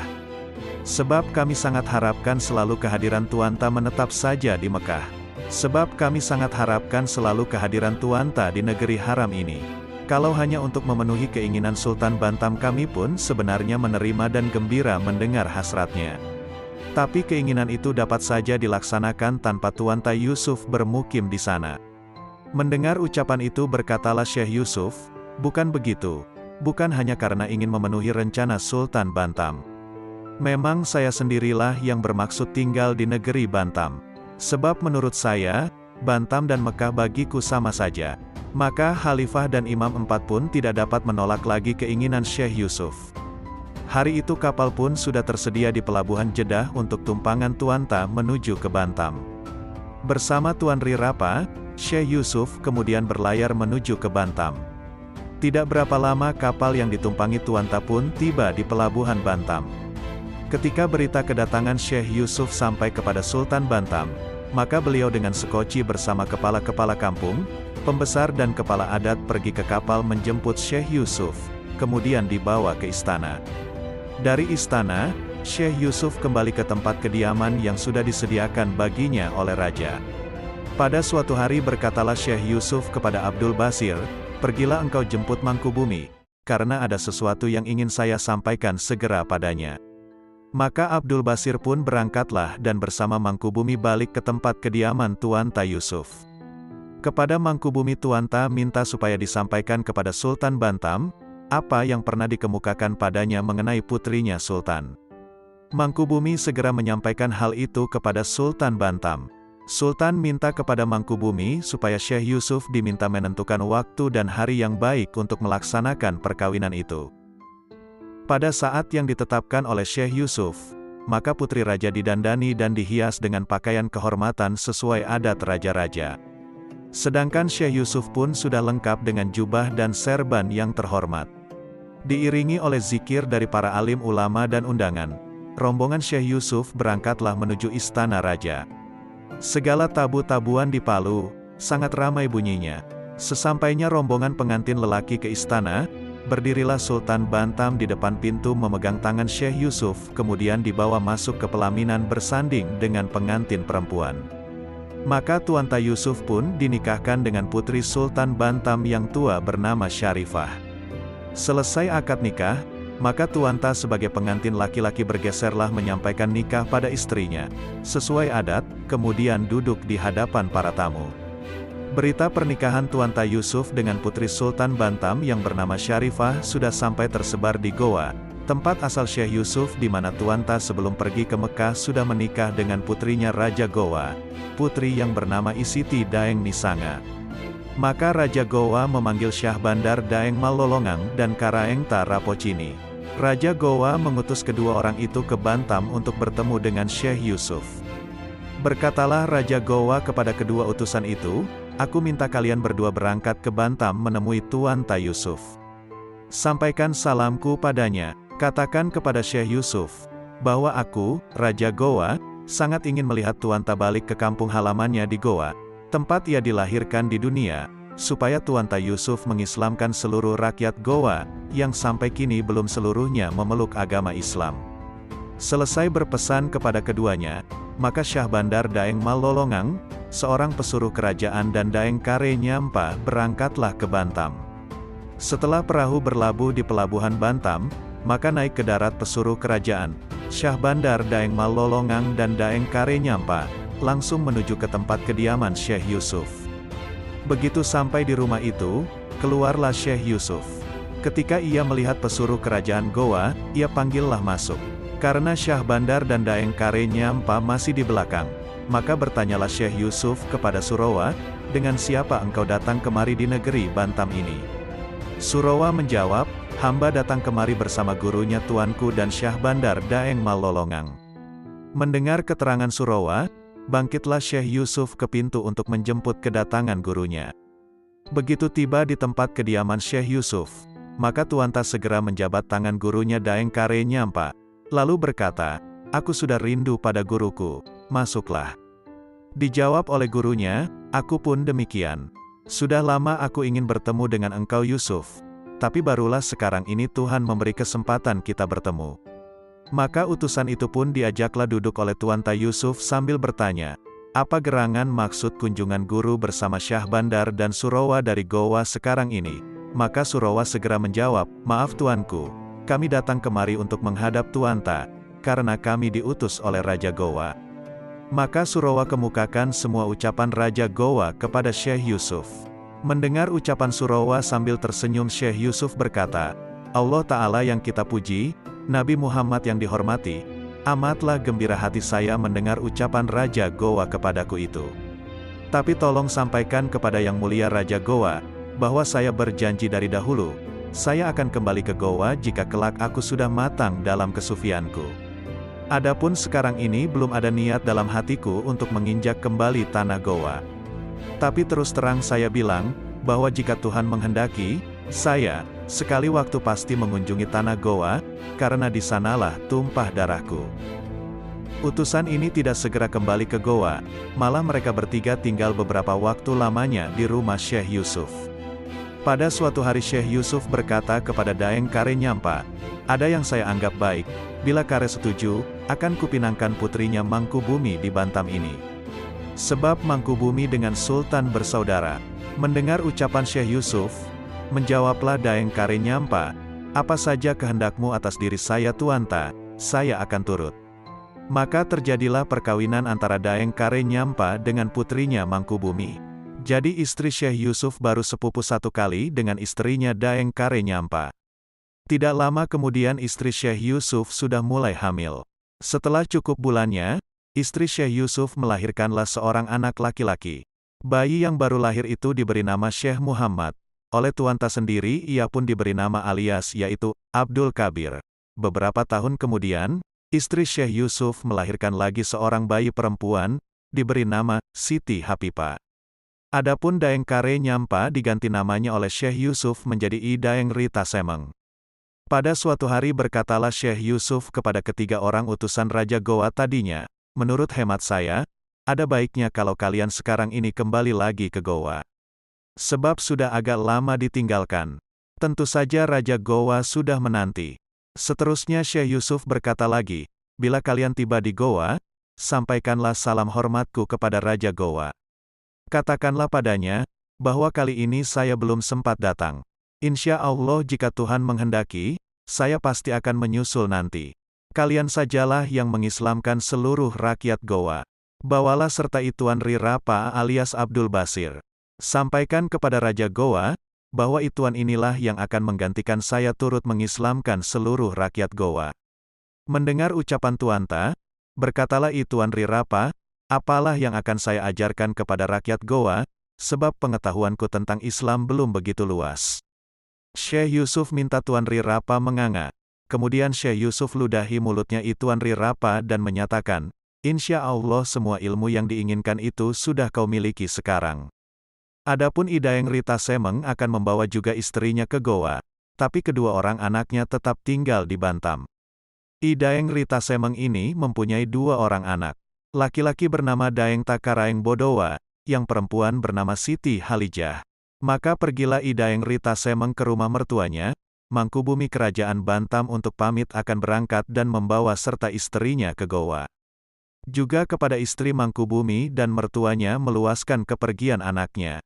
Setelah rombongan I Daeng Kare Nyampa, Syah Bandar, Surawa dan istri I Daeng Kare Nyampa dan Ituan Ri Rapa tiba di Goa, mereka menghadaplah raja. Akan tetapi karena hari itu kebetulan hari Jumat, maka mereka bertemu dengan Raja Goa di masjid sesudah sembahyang Jumat. Ketika I Daeng Rita Semeng berjabat tangan dengan Raja Goa, terlihatlah oleh raja orang yang ditemani datang dari Bantam yang bernama Abdul Basir. Raja Goa jadi terkejut, ia tutup mulutnya dengan tangan kanan sebab ia lihat orang yang disebut Abdul Basir adalah orang buta. Maka raja memanggil orang itu mendekat. Lalu ia ditanya oleh raja, "Oh Tuan, Bagaimana kira-kira besarmu dan umurmu ketika baru mulai engkau ada di rumah Syekh Yusuf di Bantam, ikut padanya?" Menjawablah Tuan Rirapa, "Ya Tuanku Raja Goa. Kalau itu yang ditanyakan oleh Tuanku, dapat saya kemukakan, bahwa besar dan umurku waktu itu sama betul dengan anak-anak yang ada di luar tembok pekarangan ini. Anak yang satu membawa tempat air dari labu 2 biji dan seorang lagi membawa tempat air dari bambu sepotong." Heranlah Raja Goa mendengar jawaban orang buta itu. Raja pun menyuruh orang melihat di luar tembok pekarangan. Apakah benar ada 2 orang anak-anak yang sedang mengambil air? Dan benar memang ada 2 orang anak. Keduanya dibawa masuk ke masjid menghadap Raja Goa. Setelah anak itu duduk di depan Raja, berkatalah Tuan Rirapa, "Begitulah besarnya hamba ketika mulai tinggal di rumah Tuan Tai Yusuf di Bantam." Melihat kejadian itu Raja Goa pun tercengang menyaksikan kenapa sampai orang itu tahu bahwa ada 2 orang anak di luar tembok pekarangan, padahal ia orang buta kedua belah matanya. Raja Goa pun menjadi percaya akan kewalian Tuan Rirapa, yang dikirim oleh Tuan Tai Yusuf untuk mengislamkan seluruh rakyat Goa. Dijelaskan oleh Daeng Kare Nyampa, bahwa Tuan itulah yang dikirim pengganti Syekh Yusuf datang untuk mengislamkan seluruh rakyat Goa. Selesai bercakap-cakap, maka Raja Goa kembali ke istana. Ia panggil pula Tuan Rirapa serta Daeng Rita Semeng, kemudian dijamu baik-baik.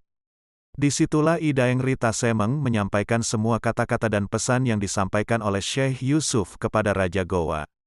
Tuan Rirapa yang juga bernama Abdul Basir itulah yang menyebarkan tarekatnya Syekh Yusuf di seluruh rakyat Goa. Ajaran itu adalah tasawuf. Adapun Daeng Kare Nyampa yang juga bernama Daeng Rita Semeng, sejak ia kembali dari Bantam, terkenal keras sekali memegang syariat. Sudah banyak yang diharamkan. Ia larang orang berupacara membuang ke sungai, bisu dicukur, semua saukang dibakar. Sejak itu tidak ada lagi orang Goa yang berani melakukan kebiasaannya, sebab semuanya diharamkan oleh Daeng Rita Semeng. Sebab itu orang Goa banyak yang sakit hati karena sudah tidak boleh melakukan kebiasaannya. Sumur bertuah yang disebut Bungung Barania menghilang. Keadaan ini terdengar sampai ke telinga Syekh Yusuf di Bantam. Sebab itu maka dikirimlah sepucuk surat oleh Syekh Yusuf kepada Daeng Rita Semeng yang isinya menyatakan antara lain, bahwa Syekh Yusuf gembira mendengar segala daya upaya Daeng Rita Semeng melaksanakan ajaran Islam sesuai dengan petunjuk Tuanta. Memang seharusnya demikian itulah orang menganut agama Islam. Tapi adat kebiasaan menurunkan benda dan menaikkan seperti yang dilakukan oleh orang Goa turun-temurun, harus dianggap perbuatan yang boleh dimaafkan. Untuk sementara biarkanlah mereka lakukan dan Syekh Yusuf memaafkannya. Maka mulai kembali orang Goa melaksanakan adat kebiasaannya. Kepada Daeng Rita Semeng Syekh Yusuf berpesan, biarkanlah dahulu orang Goa melakukan adat kebiasaannya. Maklum tidak semua orang sama pengetahuannya. Maka kembali adat kebiasaan dikerjakan orang Goa. Hanya, Bungung Barania, terlanjur sudah menghilang di Tamalate dan tidak kembali lagi. Beberapa tahun kemudian istri Syekh Yusuf meninggal dunia karena sakit. Hari itu juga di waktu sore jenazah dimakamkan. Kemudian dibacakan talqin oleh Syekh Yusuf sendiri. Lalu bermalam dukalah Syekh Yusuf karena kematian istrinya sampai 100 hari. Tidak lama kemudian timbullah niat dalam hati Syekh Yusuf untuk mengawini adik istrinya almarhumah. Maksudnya supaya ada yang memelihara kedua orang anaknya. Meminanglah Syekh Yusuf kepada Sultan Bantam dan pinangan itu disetujui. Maka menikahlah Tuan Tai Yusuf dengan iparnya yang bernama Hatijah. Beberapa tahun kemudian istrinya yang kedua ini bersalin. Yang pertama perempuan diberi nama Siti Habibah dan kemudian menyusul lahir lagi seorang laki-laki diberi nama Muhammad Abdullah alias Tuan Haji Daeng. Maka ada 4 orang putra-putrinya Syekh Yusuf dari putri Sultan Bantam yaitu 1. Muhammad Abdul Kabir, 2.